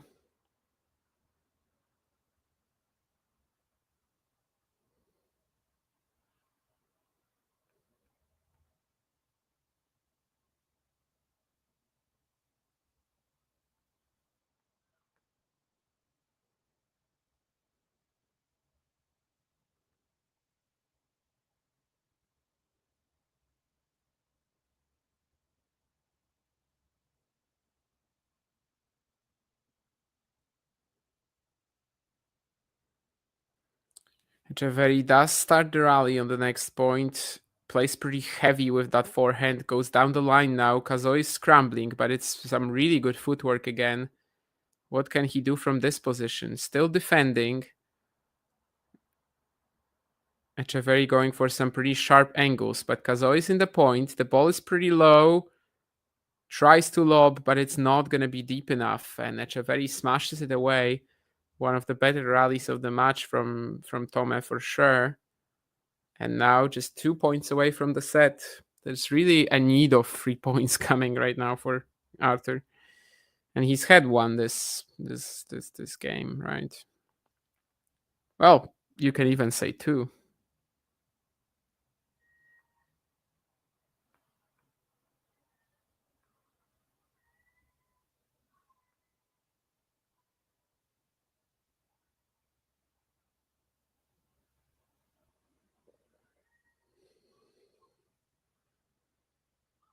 Goes to the net. Oh my, he should be able to take it. I think the volley was somewhat, let's just say, maybe a little too close for comfort, but fair enough. Still a good move to go to the net here. And he does secure the point for 40-30. Again, really set up by the serve because he got that aggressive +1 backhand in, but that's exactly what he needs to be doing right now. Let's see if he finds this one. Goes T, second serve, 40-30. He'd love something, I don't know, like an easy return miss from Etcheverry again, because the last few games have really been a struggle for Arthur. So just getting the ball back onto the other side of the net, surviving this 4-5 game, it would be massive. Backhand cross-court exchange between the guys. Who sets up for something different earlier? It's Etcheverry with the slice, and he does go onto his forehand. Yeah, it's a nice play. I mean, uses the slice to set up the forehand very smartly and goes forehand inside in, which Arthur is not able to push back in play. So 40-all. This is a really difficult game for Cazaux again, because if the serve doesn't grant him an early advantage, he's typically in trouble.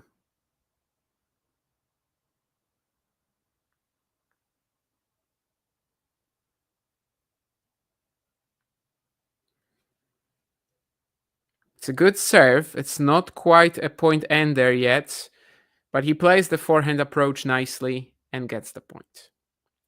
So one more opportunity to get us to 5-all for Arthur.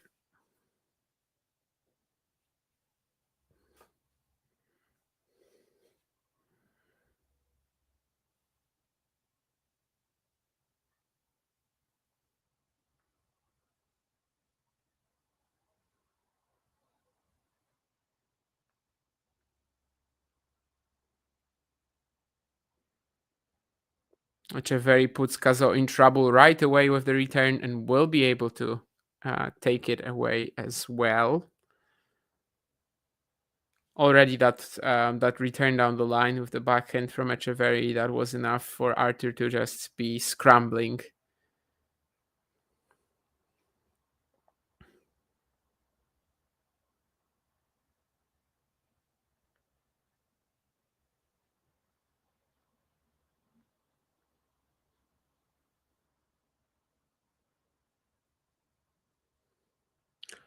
Oh my! And Arthur tries to go for a forehand drop shot. +1 shot. I mean, I don't hate it. I don't hate it. Absolutely not. It was an idea. But now he's forced to save a set point, and this feels, like something we've been going towards with this match, right? It's just how this has been played, that Etcheverry is more and more in these return games, more and more baseline points, which in the long run he is just going to win. So a second serve here, it just smells trouble, but maybe Etcheverry will miss a return again, who knows? Again, he gets the ball onto his forehand and doesn't do all that much with it, but now he has Cazaux scrambling for it. Arthur stays in the point, but Etcheverry has what he wants, the ball on his forehand. Cazaux is back, hitting an aggressive approach, and there's a great pass from Etcheverry. He should be able to get the point. He does. It's a great set point. And now all the momentum going into the third set will be with Etcheverry, who is now in almost every retain game. He is now in so many backhand exchanges as well. Sorry, in backhand, in the baseline exchanges as well. And we can clearly see that suits him, right? The moment that he neutralizes that Cazaux serve, he's kind of running away with things. You can even see it by the second serve percentages, right? The points won. I mean, Arthur is at 33 and Tomás is at 77. And this is not because the quality of their second serves is wildly different. This is just because Etcheverry is winning all the baseline rallies. 4 aces only in the second set from Cazaux. Definitely not as much work done with the serve, and that's impacted the quality of his play and impacted the match. You know, just made it a completely different affair. So we will see how it goes in the third, but right now Etcheverry was definitely the better player in the second set, and Cazaux was desperately trying to cling on. Didn't manage to do it. It does not bode well for a decider for Arthur, who basically needs that serve to be a major factor again, and it just wasn't right now.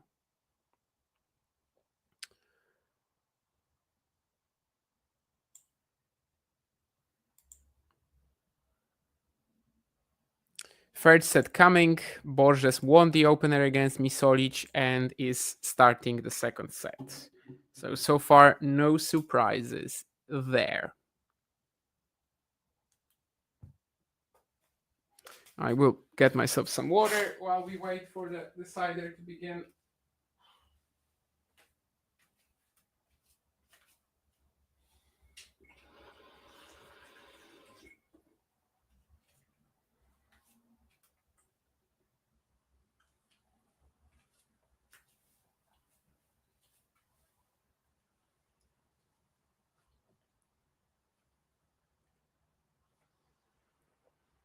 I don't know how long it will be. Let me see if they are off the court or not. Arthur, I don't think he is. He is touching his thigh a bit, though. I wonder. Yeah, we're going to have. No, we're actually not yet, I guess. I don't know if we're going to have some physio intervention or not. It's pretty funny because the guy was sweeping the court and there's just a lot of clay in Cazaux's face. Etcheverry is on the bench, but I don't think Cazaux is, so I guess he went for some sort of an off-court intervention due to that tie. Tough to say. I think what they were showing earlier was just a replay.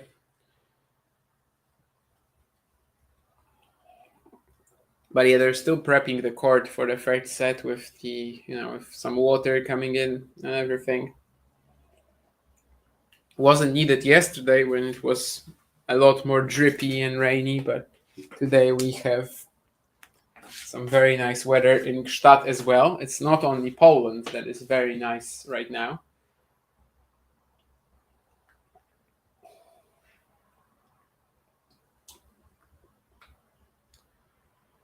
Or maybe we'll drink even one more glass of water then.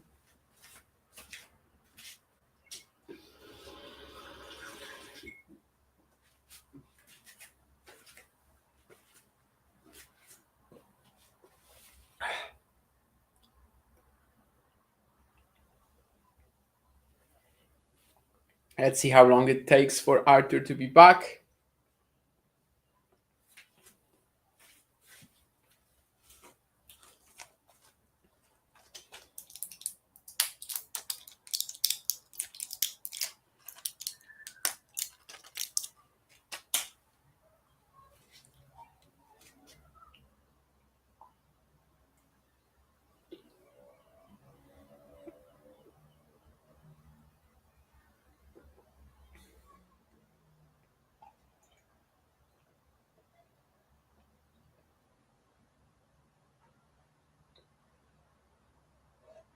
Hydrate, remember that. I see the ball kids are also equipped with some sort of a Powerade drink or something like that. Definitely worth hydrating during this season. The summer is a great thing, but it can also be pretty deadly to tennis players as well. Heat strokes are a thing. So far, we're still watching some views of the crowd, as I don't know if Arthur is back on the court yet or not. I think they just finished with the court, so the moment he is back, I think we will also begin play in the third set.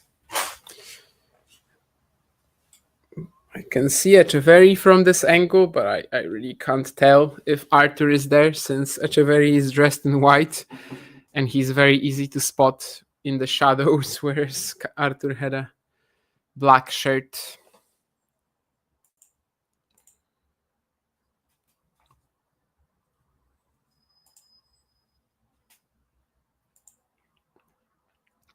Looks like that was a pretty long game in Gstaad. Maybe before Arthur comes, let's see if the stats of the second set tell us anything more interesting. But I think we pretty much assessed a lot of the things that were going on. Yeah, just 3 points lost on serve by Etcheverry. And again, this is not, this is not because Etcheverry is serving extremely well. Like, for sure, he's doing a good job serving, but his serve isn't as good as Arthur's is. It's just he is winning all the baseline points. If Arthur starts the point from behind, it's going to be Tomek clinching it like 70% of the time, I would say.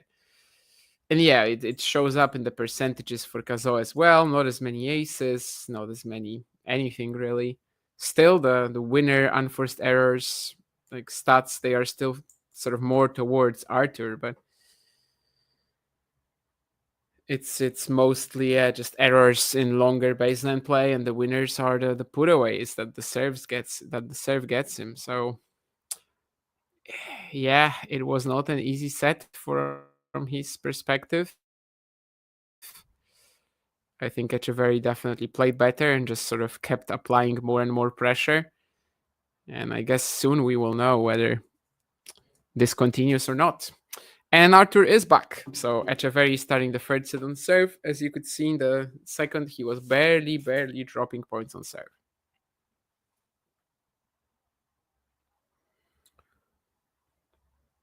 He's starting the set again. So once more, I think the best way of, let's say, continuing this, the best way of maintaining pressure on Arthur, yeah, just keep doing what he's doing.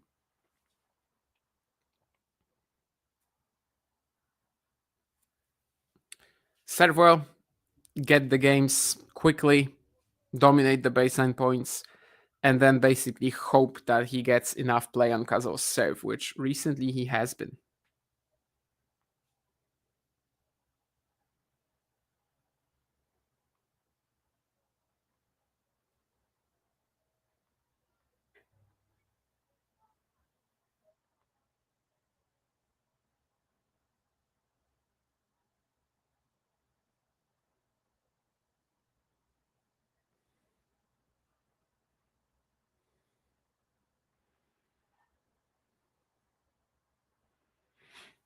Ferdilov, Etcheverry directing the point, but Cazaux gets back into it with this backhand down the line. Etcheverry was not expecting the direction there and messes up the forehand squash shot.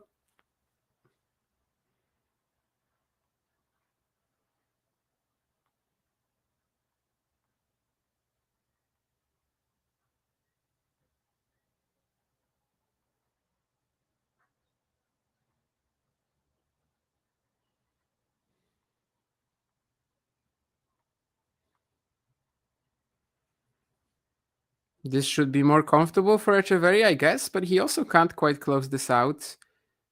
He will force an error, though. Arthur stretching for the backhand slice deep into his corner. Clips the net.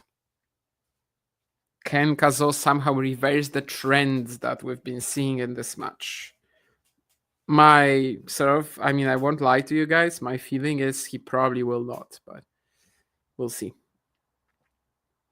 Just really needs, some more spectacular serving. But I think part of why his serve hasn't been doing as much damage is simply because Etcheverry is reading it better too. And if Etcheverry is playing with this much like top spin, this much height on the ball, it's so tough for Cazaux to do something of that ball. And be very aggressive with it.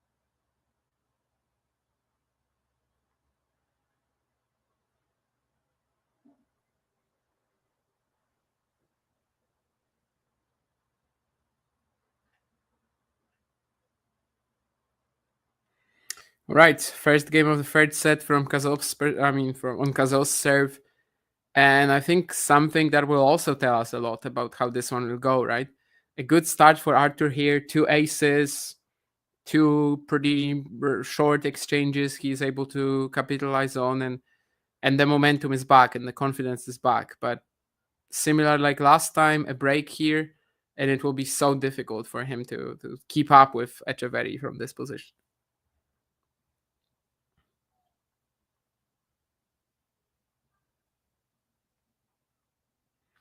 Not the greatest of starts, definitely, with that backhand mishit.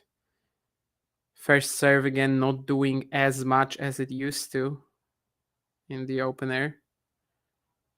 But that's something he can probably get back to. Unless also his serving speeds have maybe dropped a little with that, whatever the issue is that he's been having. Because I just saw 164. Do we have this stat, by the way, on the ATP website? I don't think we do, no? Did Etcheverry really just find this? Wow. I thought he didn't find the line there, but apparently he did. Anyway, do we have the serve speed stats here? I don't think so, right? Yeah, so maybe we'll just kind of try to watch whether Cazaux' serve has slowed down considerably or not. But if it has, that only makes his job tougher. And now it's 3 breakpoints for Edge too. Yeah, if he has some sort of a hip, groin, whatever issue that is also slowing down his serve, then obviously that just makes his job, even more challenging. And now it's 3 breakpoints. Well, it's a strong serve, It's like it has to be 190/200, right? 194. Okay, yeah. I mean, never mind then. I don't think we should be touching on this. I suppose then. If he can still produce that 194 serve down the tee like he's been the entire match, then I don't know.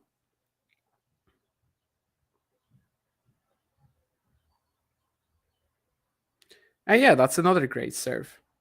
Drive volley, middle of the court. He's playing it smart, but he still has one more breakpoint to save. But that would be quite a reverse sort of like trend here, right? If the guy goes down love 40, you think, okay, this match is probably done. And now he suddenly gets himself out of this game, rises from the ashes.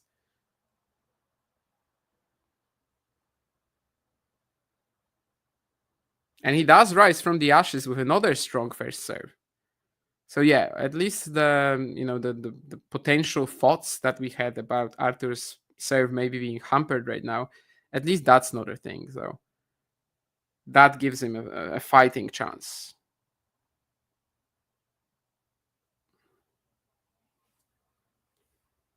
But he still needs to win this game somehow.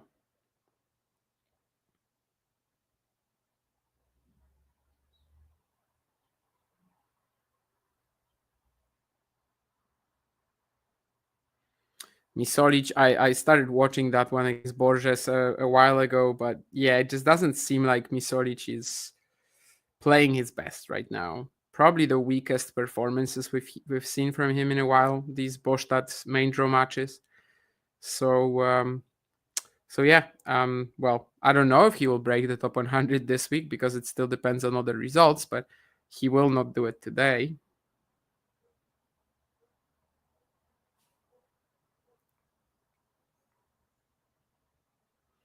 And Cazaux gets out of this game 5 points in a row. That is a really shocking fight back here, to be honest. I mean, love 40, he just seemed completely done. And he froze in like 4 amazing serves to get the job done and win 5 points in a row. So clearly, this is still possible for him to serve like that. It would be awesome if he got something done on the Etcheverry serve too, like in the basically just one game of the match so far. But yeah, I mean, as long as he is serving well, as I said earlier, as long as he's serving well, the match is live, right? It's just about how many baseline points we get. Because if we get, I don't know, 5 longer exchanges in one game, Etcheverry is winning 3 or 4.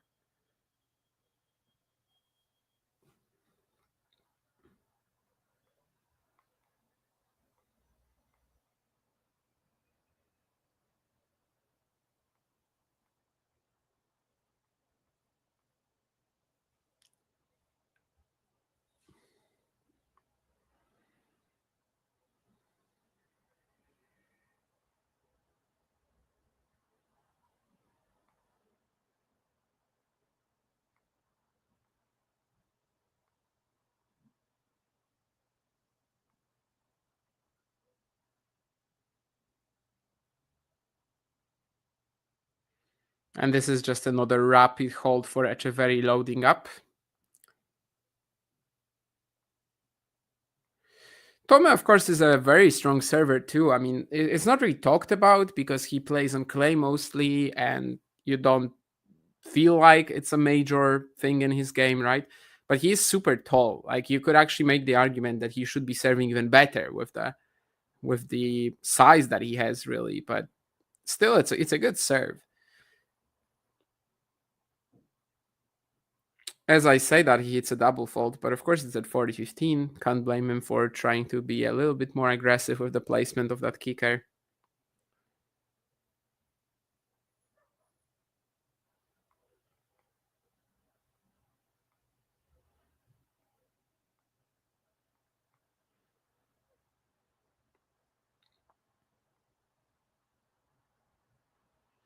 And that's another point going to Etcheverry. So 2-1. I mean, he just keeps mounting up the pressure, and Arthur hasn't done anything on return besides that one game.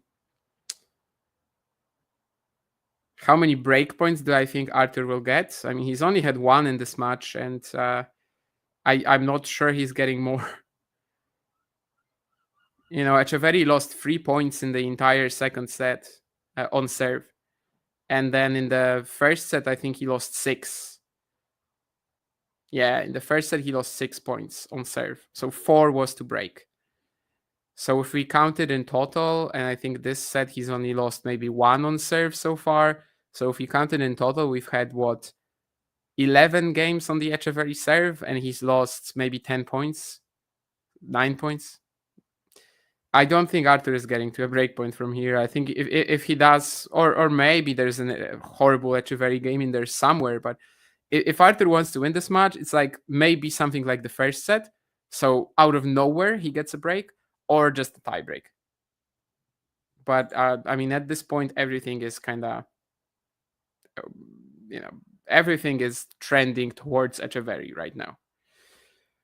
Yeah, I was talking about it a bit earlier to the producer about the post-Wimbledon clay swing, and that some of these events, like it would be a shame to lose them. And I don't think we can just literally get Gstaad, Gstaad, Umag, Kitzbühel off the schedule, because that would just put way too much emphasis on hard courts. However, it would be better with like major structural changes of some sort if these events were more like leading towards something, leading towards Rome, Madrid, or leading towards Roland Garros, or leading towards South American Masters on clay as well. I mean, I don't know. But I think with some major structural changes, I would probably prefer so that there's no post-Wimbledon clay swing. We also have to remember that there's literally no outdoor hard courts in Europe. So if we wanted to have, I mean, literally no is of course a stretch. I'm hyperboling here, but yeah, I mean, it's not a popular court in Europe, outdoor hard courts, at least not in like big venues. It has a bit of a resurgence now on the ATP Challenger circuit, with Portugal, with Spain. France, I think, has an event as well in Cassis, in Saint-Tropez. But yeah, basically just like a few select events. It used to be way fewer as well. Poland, of course, has Kozerki now. But yeah, I mean, it used to be pretty much non-existent on the calendar in Europe. So I think if it was going to work, I mean, it would have to be post Wimbledon. We just go to the States almost right away. By the way, super quick game from Cazaux here. That could really help. Firing aces left and right since he went 3 breakpoints down at the beginning of the third set. So that could be a way to change up this match. Did they scrap the Polish hardcourts that Iga played a 500 on? What are you talking about? It's a 250. It definitely was not a 500. Anyway, they didn't scrap it, but basically the funding was not enough. In the Olympic year, it just didn't make sense to have a hardcourt event in that time of the year. Iga would not play it, and this event was run almost solely on Iga. And yeah, Warsaw is just continued as a WTA 1-5. But yeah, the license was to 2025. So 2 editions didn't happen, 24 and 25.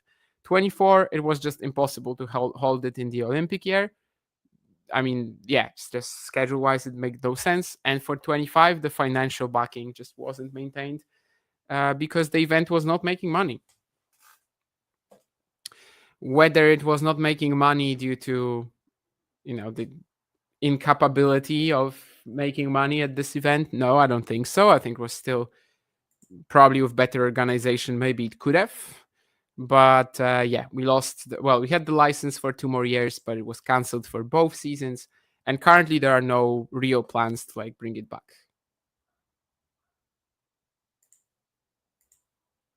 It is still continued as a WTA 1-5. It will be held, I think, not this week, but maybe next week or the week after.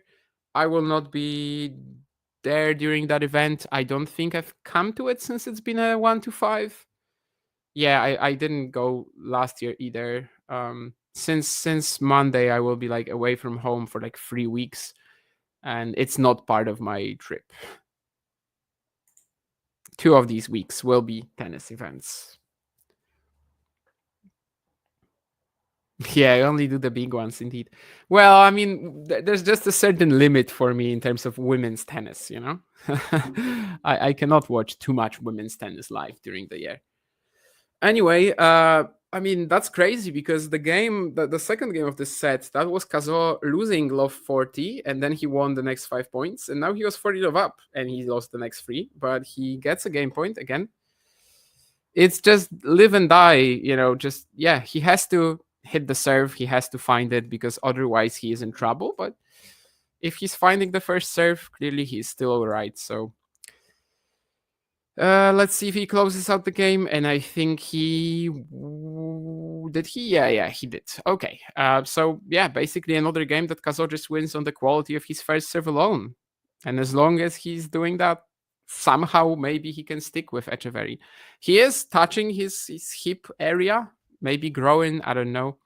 But still, the serve speeds have not declined. So 2 hours on the clock. Etcheverry about to serve. He hasn't been in trouble on serve for the longest time. Let's see if he can maintain that.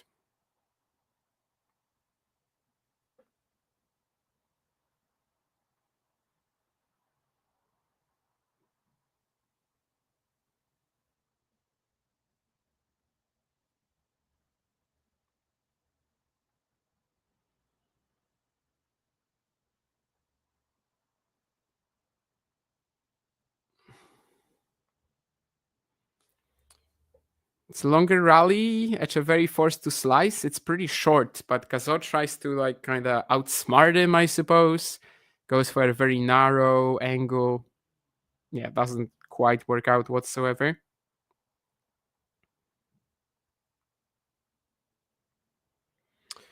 Borges close to closing out Misolic. As I said, Misolic is still 99th in the live rankings. So it could be enough for a top 100 debut. He just would need to dodge quite a few results. But next week he has that Kitzbühel tournament where in 2022 he made the final. Oh my, this is a pretty crazy point. The return from Cazaux clipping the net. Etcheverry did not do a great job with the approach, but Arthur still can't pass him.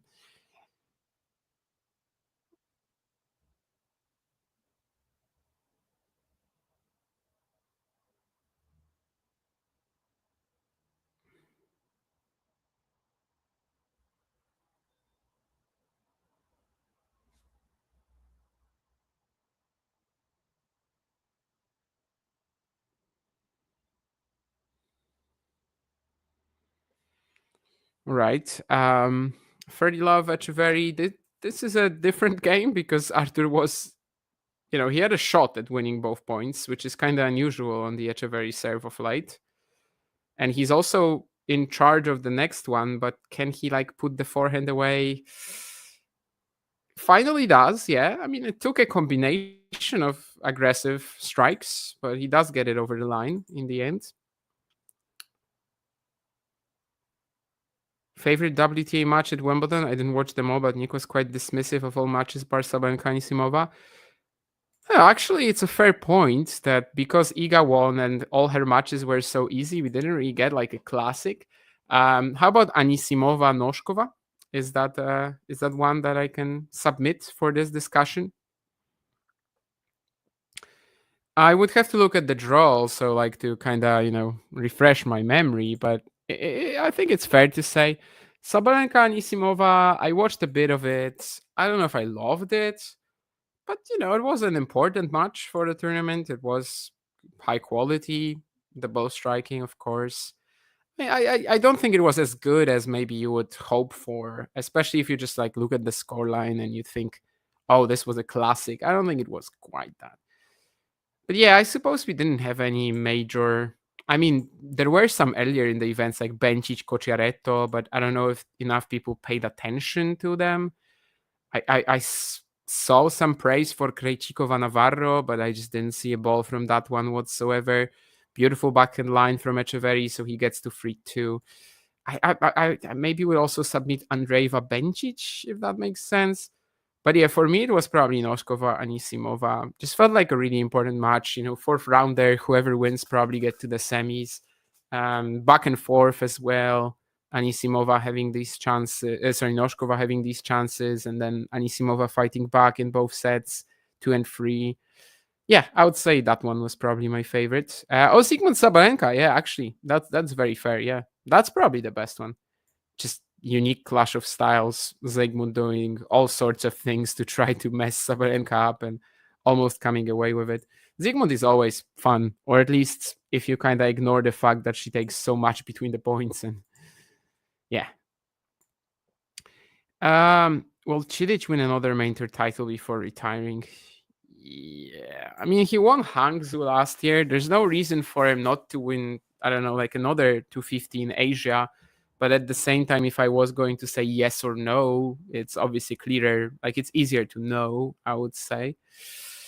Yeah, I already mentioned Nuno this stream, how he is one of the 5 players who defeated Rafa in the main tour final on clay.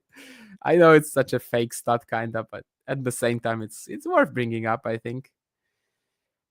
And which current player do you reckon could be a good commentator?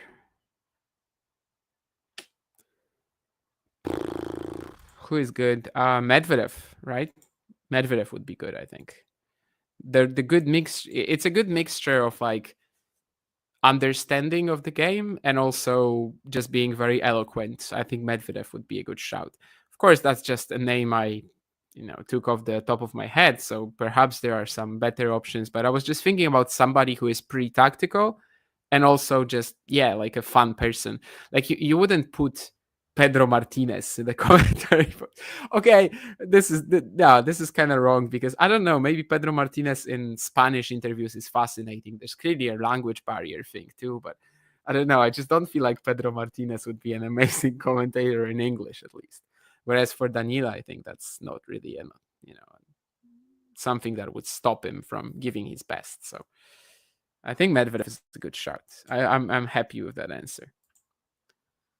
Tsitsipas would be pretty interesting actually, because he'd just be saying so many like outlandish things that I think he'd find his followers. You know, you'd find people who would be like, "Oh yeah, I want to see a match with Stefanos Tsitsipas's commentary." He's just talking about all sorts of different things, but tennis, throwing around quotes about like psychology and the mental side of the game, carpe diem, whatever. And yeah, I mean, I think you'd find Stefanos Tsitsipas fans in the commentary booth. Well, this is looking difficult again for Cazaux. He goes down low 30, and it's not really any amazing returns from Etcheverry, but Cazaux not really putting away the backhands either. So this is another game where he just needs 3 points. It's been like that since the start of the match, really, other than that one game, but Cazaux needs 3 points. And right now he makes another backhand unforced error. So low 40 for the second time this set. I mean, everything is not right for Arthur right now. You know, he has seemingly almost no shot to hang with Etcheverry, but so far he's been somehow doing that in this set. So can he produce another streak of amazing serving to keep up? It's crazy because if you just look at the scoreline, like this match seems very even, but besides that one game in the opener, it's like a domination. It's just that Cazaux is holding on, and he's holding on once more. Beautiful forehand angle. I think Etcheverry, understandable given the last 3 points, but he just wanted an error from Arthur here. Like, just did not care about doing anything. He's just thinking the guy sent 3 previous backhands long. He's probably going to do the same. Actually, 2 long, 1 to the net.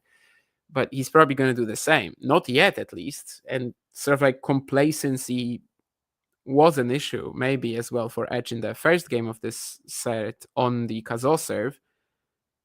Oh, this is no complacency, but he just sends another return long. So can Cazaux climb out of a low 40 somehow? Like if Arthur Cazaux wins this match, doesn't get broken here and wins this match, it's one of the craziest sets I've ever seen. Actually, just every single game he's in deep. I don't even want to say what manure, and then I don't know, third breakpoint. Can he do it? Can he just find another ace or unreturned serve? Attempted to go T, but it's long. So this is the chance for Etcheverry. I mean, there's no time for complacency anymore here. He just needs to try to make something happen. He's winning almost all the long rallies. This is such a short return. Etcheverry, I mean, Cazaux doesn't quite take advantage, but yeah, I mean, Etcheverry did it to himself. He just does not want to play right now. He just wants another miss from Arthur, and that's not coming. It's another breakpoint he can't take. And that's purely because that return had nothing on it. Like literally nothing. He just pushed it middle of the court, middle of the service box. Deuce now, and I really don't know how Cazaux is still in this set, but somehow he is, and you know how that sometimes works.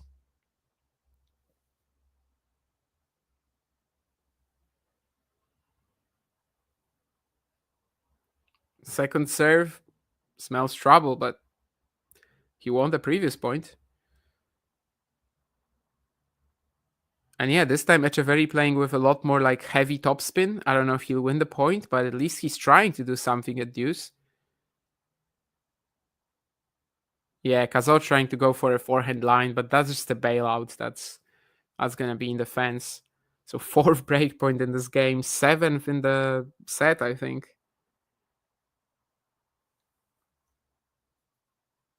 Etcheverry cannot believe that he has not broken the Cazaux serve in the decider yet. Nonetheless, he is very close. And Misolic is fighting back. Nuno was serving for the match at 6-3-5-3, but now it's 5-all, and maybe he still has a shot to get away with that somehow. Second serve from Cazaux, breakpoint down. 7th breakpoint of the set. How can he keep winning this when he's so outmatched in all these baseline points? I don't know. It's a good heavy return from Etcheverry, but he's gonna shank the next forehand. It actually goes it goes long. Okay, I thought it was gonna fly in. That would have been crazy. But yeah, 7 breakpoints, and he still can't convert any one of them.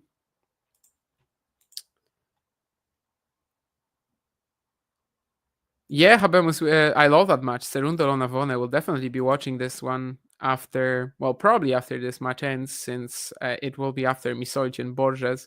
I actually initially wanted to do it as a watch along, but this one just suited me a little better timing wise. And Cazaux survives again. It's just insane. Game points now because he puts away the first forehand.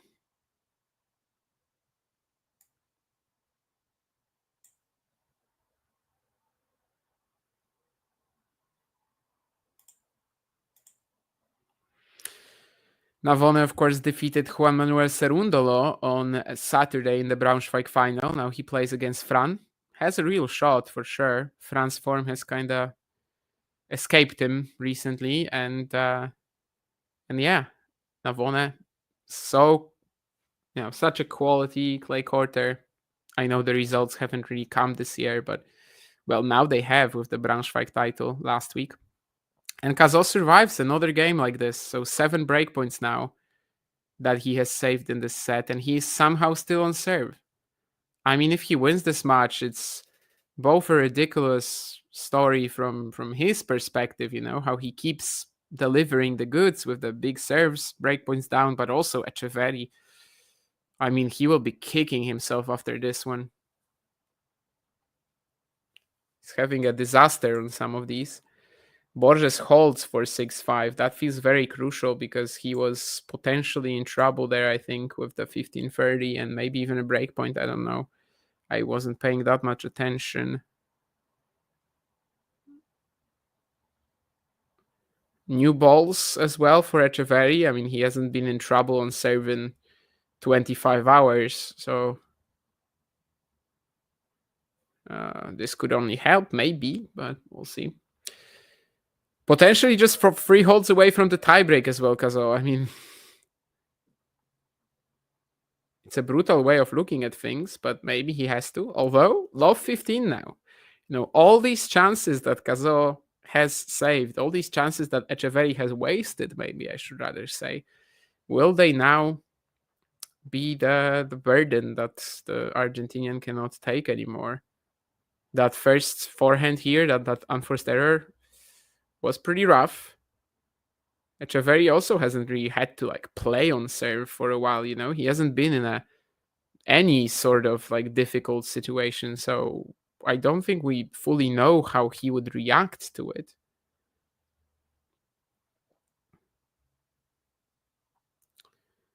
Second serve now. I mean, Cazaux. Oh my, double fault from Etcheverry off 30. This is an insane set, and if Cazaux wins this, Jesus Christ. It's definitely not going to help the Etcheverry confidence, which has been somewhat rough of late.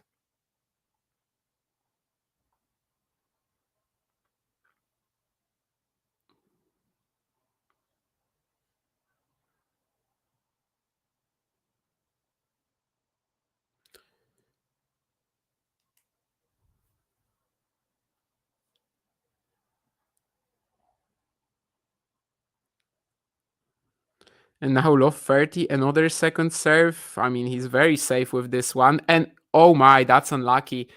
He gets a horrible bounce near the baseline.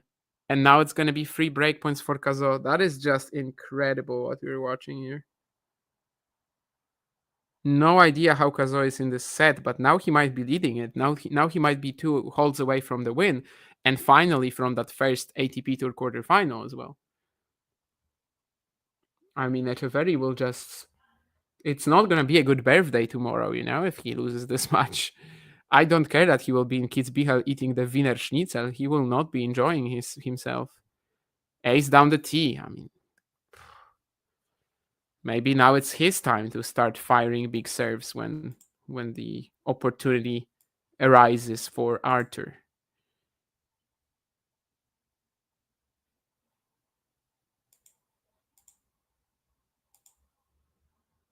3 match points for Nuno Borges in Gstaad, so looks like he might get away with the second set in the end.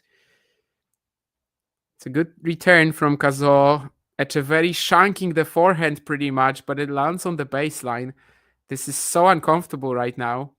but he saves the break points. I mean, saves two of them. There's one more for Arthur. He obviously had just one in the opening set where he was, well, he broke to 15 with a really good game. This is the second time he's done anything on return. And that actually was just purely Etcheverry letting him in, but who cares? And of course, that unlucky bounce at low 30, but he didn't need to be low 30 in the first place. It was a horrible forehand unforced error and a double fault. Anyway, 30-40. Retosses, the nerves are palpable right now. Etcheverry, I mean, Cazaux with a big return at the middle of the court, but does he have the punch to end the points? Again, not really, and it's back to neutral. It's the story of the match for Arthur in many ways, but maybe he will still convert. He does on top of the net, and he does break. I will just take a quick phone call, but it's 5 seconds. Tak?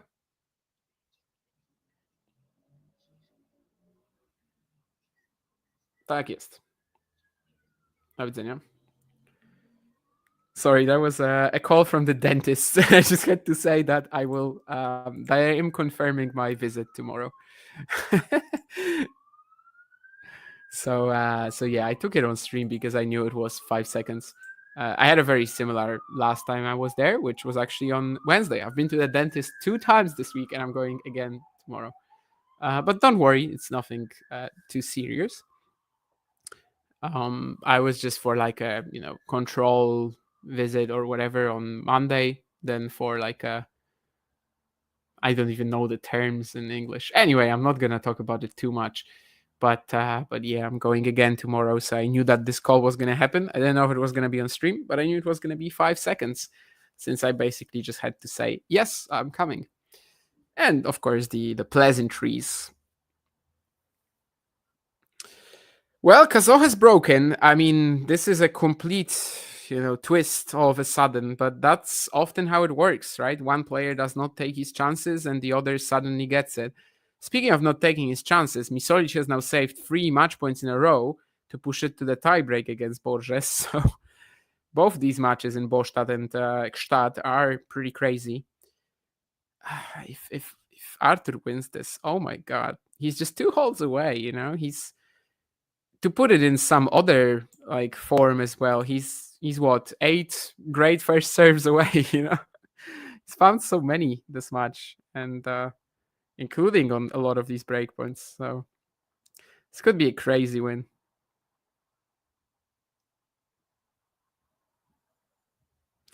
Throws in a good drop shot. I think Etcheverry will not get it. Yeah.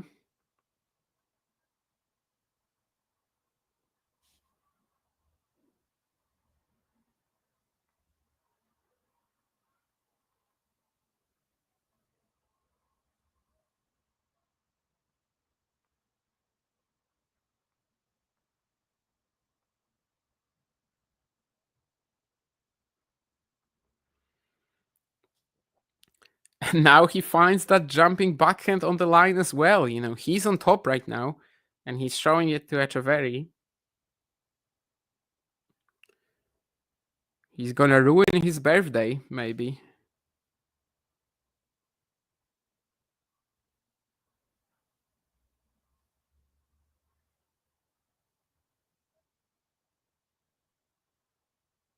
And that's another great serve. So this hold, at least, is looking pretty routine. Well, I might be saying this a little early because we already had a game this set where Cazaux was 1-2 down and he went up 40 love and then was suddenly deuce.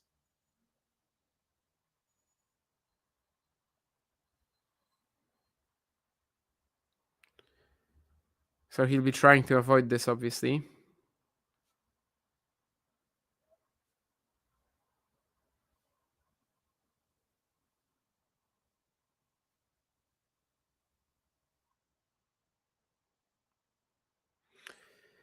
And well, 5-3 up now. Arthur Cazaux just a game away. This is a crazy third set.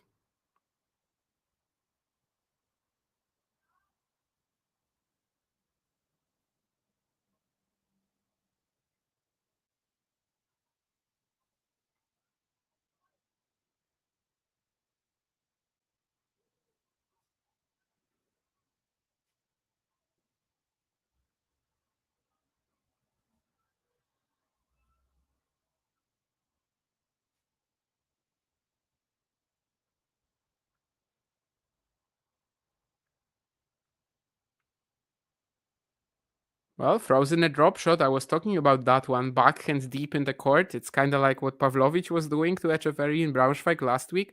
Cazaux has also done it successfully a couple of times. That French drop shot that I mentioned, somebody called it, and it's yeah, it does kind of have a it resonates the phrase.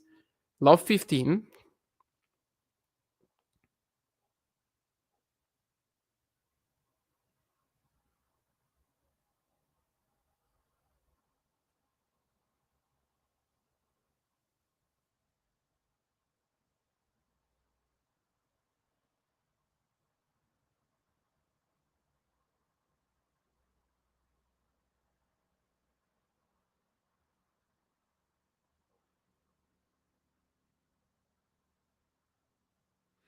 Frozen another drop shot. This one isn't as good, but Etcheverry still hits it into the net. I mean, Cazaux is going full on disruptor mode in this game, and it's working out.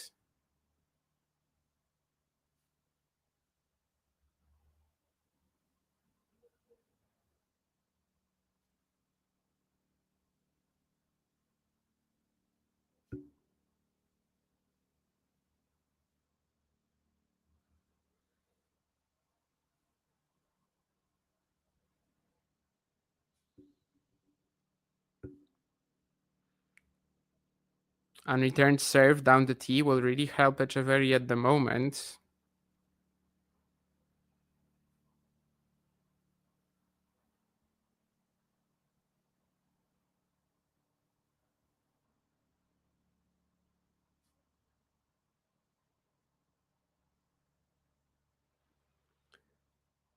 Edge with the inside out, but Cazaux stays in the point, and it's very deep at the baseline, so he will not even wait until the next game. He has too much points here. Oh my god, what a turnaround this is. Now, can he set it? Can he secure it as well? Etcheverry seems, just mentally not too, no, not too, I don't know, in the moment right now. So maybe he can. Just too much points now, but even if he doesn't break, he will have the chance to serve for it. Too much points for Cazaux to finally make that first ATP Tour quarterfinal. The return is deep, but it is too deep, in fact. So one match point saved.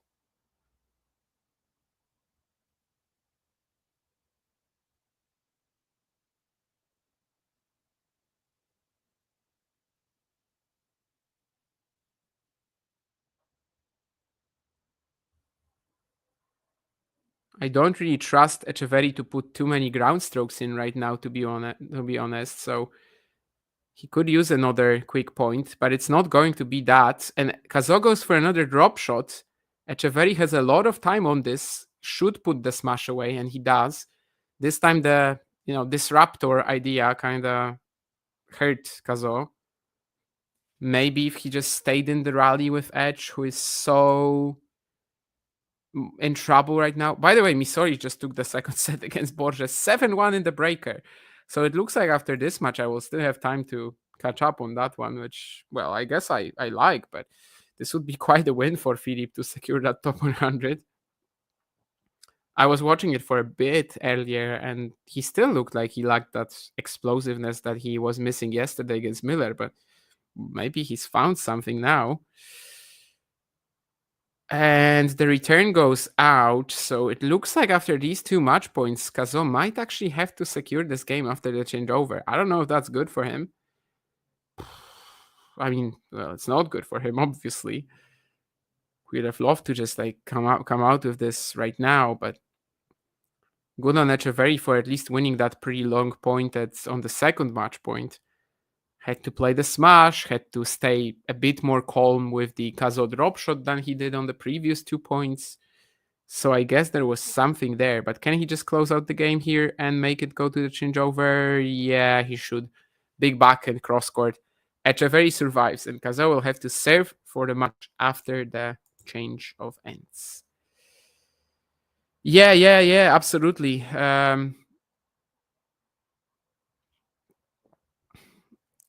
Someone in a hurry to get to a birthday party, yeah. Cazaux is still only 50-50 to serve it out. I mean, the entire match kind of tells us so. I do agree. At the same time, the last game, very quick for him. So he'll be hoping for a repeat.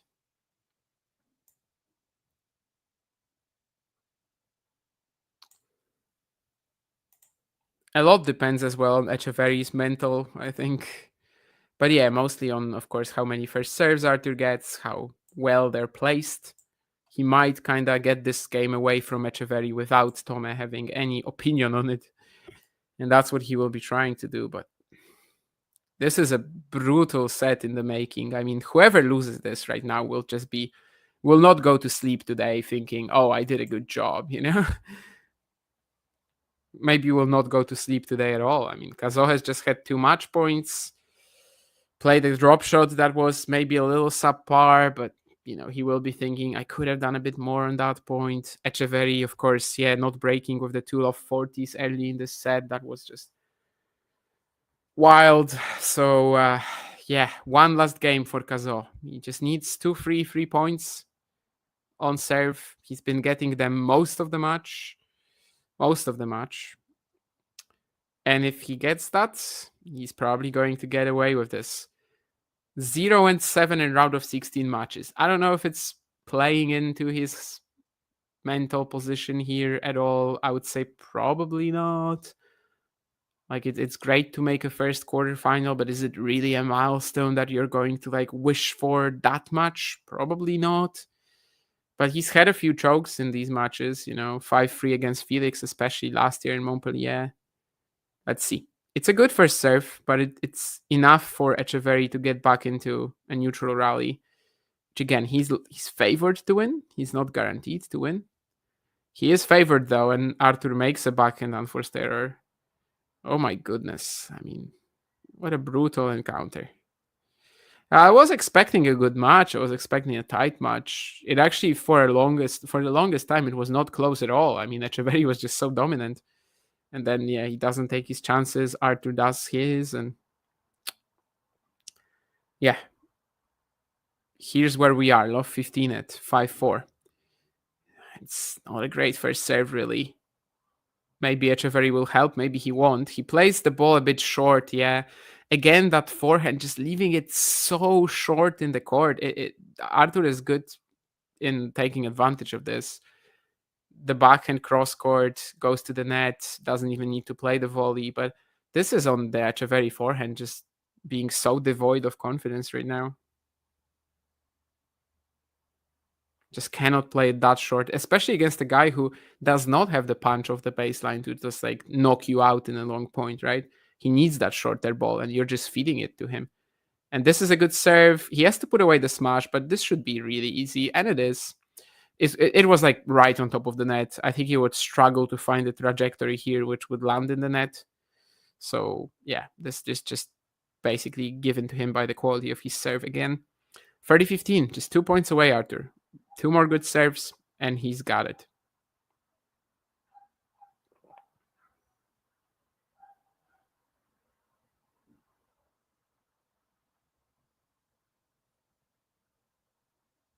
It's a good serve. It's not quite enough to end the point. Ooh, the backhand was a bit uncomfortable, and he approached through the middle of the court, giving Etcheverry the ball onto his forehand, but Tomek cannot find that pass. I mean, forced-ish error, but it was gettable. It's not a point that he'll be, thinking about when going to sleep today and thinking, how did I lose? It's still the of 40s earlier, but this was a point that Cazaux potentially could have lost. Anyway, 40-15, 2 match points, once more. Match point number 3, but first one on serve. And it's an amazing serve out wide. He finishes it off with an ace. I mean, fair enough. I don't know how he's got this. I don't think even he knows how he's got this. 6-3, 4-6, 6-4, and finally Arthur Cazaux is in his first ATP Tour quarterfinal after losing 7 prior round of 16 matches. 16 aces, I think it was maybe the same exactly against Basilashvili in the opening round. Won just 35% of his second serve points to Etcheverry's 60, but Etcheverry going 1 out of 11 on breakpoints is kind of the key stat. And not even that, it's just the fact that in the third set, he had a low 40 in the first game, he had a low 40 in the third game. He didn't take advantage of neither. And that was a part of the match where he was just so dominant because he was just rushing through his service games, and every single baseline point, he's like 70%, likely to win it. And that remained the case until the end of the match. It's just that Arthur's serve is very good, and when he was granted all these opportunities to like keep himself in this, he stuck around. He got that break kind of out of nowhere with, okay, a bad bounce at love 30, but also Etcheverry hitting a double fault love 15, hitting a horrible unforced error on the first point of the game. Finally, Arthur taking advantage of of a short ball and then moving into the net to close it out. So yeah, I mean, in the end, probably the player who is now a little bit more confident, a little bit full of belief in his game, ended up winning. But he did it in really weird style. Like, this was a match that Etcheverry was dominating for 80% of it, and he does not get close to, well, that he doesn't even get close to a win. From 3-all, I guess that was the closest, right? He was to a win, and then he loses the next game. So you would think it's an unforced error. Yeah, I think it's weird. Like, you would definitely struggle how to classify it, but it could be an unforced error. Yeah, that's why I said forced-ish, because I don't know, it's close. I think I would not call it an error from the statisticians if they put it in that or that category. We actually do have winner unforced error stats in Gstaad, so I don't think we can recheck like which point was assigned as what, but maybe they have this in their data. Anyway, well, that's all we can say for now, I suppose. Arthur Cazaux finally in an ATP Tour quarterfinal. Who is he going to play? Passaro or Kim? So it's a major opportunity for all of these three players to make an ATP Tour semi. In fact, none of them have ever been in an ATP Tour semi. Kim is playing his first round of 16 match today. Passaro has played 2 round of 16 matches. I think maybe Cordoba someplace or Santiago and then Marrakesh. But no, not Cordoba. It was Naples 2022 and then Marrakesh 2023. So yeah, he's also got or maybe Florence 2022. Anyway, Italy 2022 on hard courts and then Marrakesh 2023. So all of them have a major opportunity to go deep at this event. And this week is just that, right? A land of opportunities for all these players who typically don't even feature in events like that. So it's great to see them taking advantage. Cazaux finally with a main tour quarterfinal. I think that one has been a long time coming, ever since his first round of 16 match, which was Geneva 2021. Then he had a big break, but then from 2024, he's been making a lot of these. Some of these were at high-profile events, right? ATP 1000 Paris, Australian Open last year, had some chances, didn't get there. So maybe it's fitting that today he had a match where, well, he kind of did not have a chance at any point, and then suddenly he ends up the winner. So yeah, that's it. Thank you for your attention today. Thank you for the comments in the chat. And of course, keep checking the channel for any content that we will do. And yeah, see ya.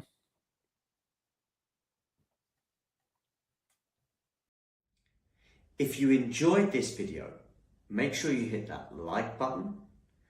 Don't forget to subscribe and click that notification bell so you don't miss out on all things tennis.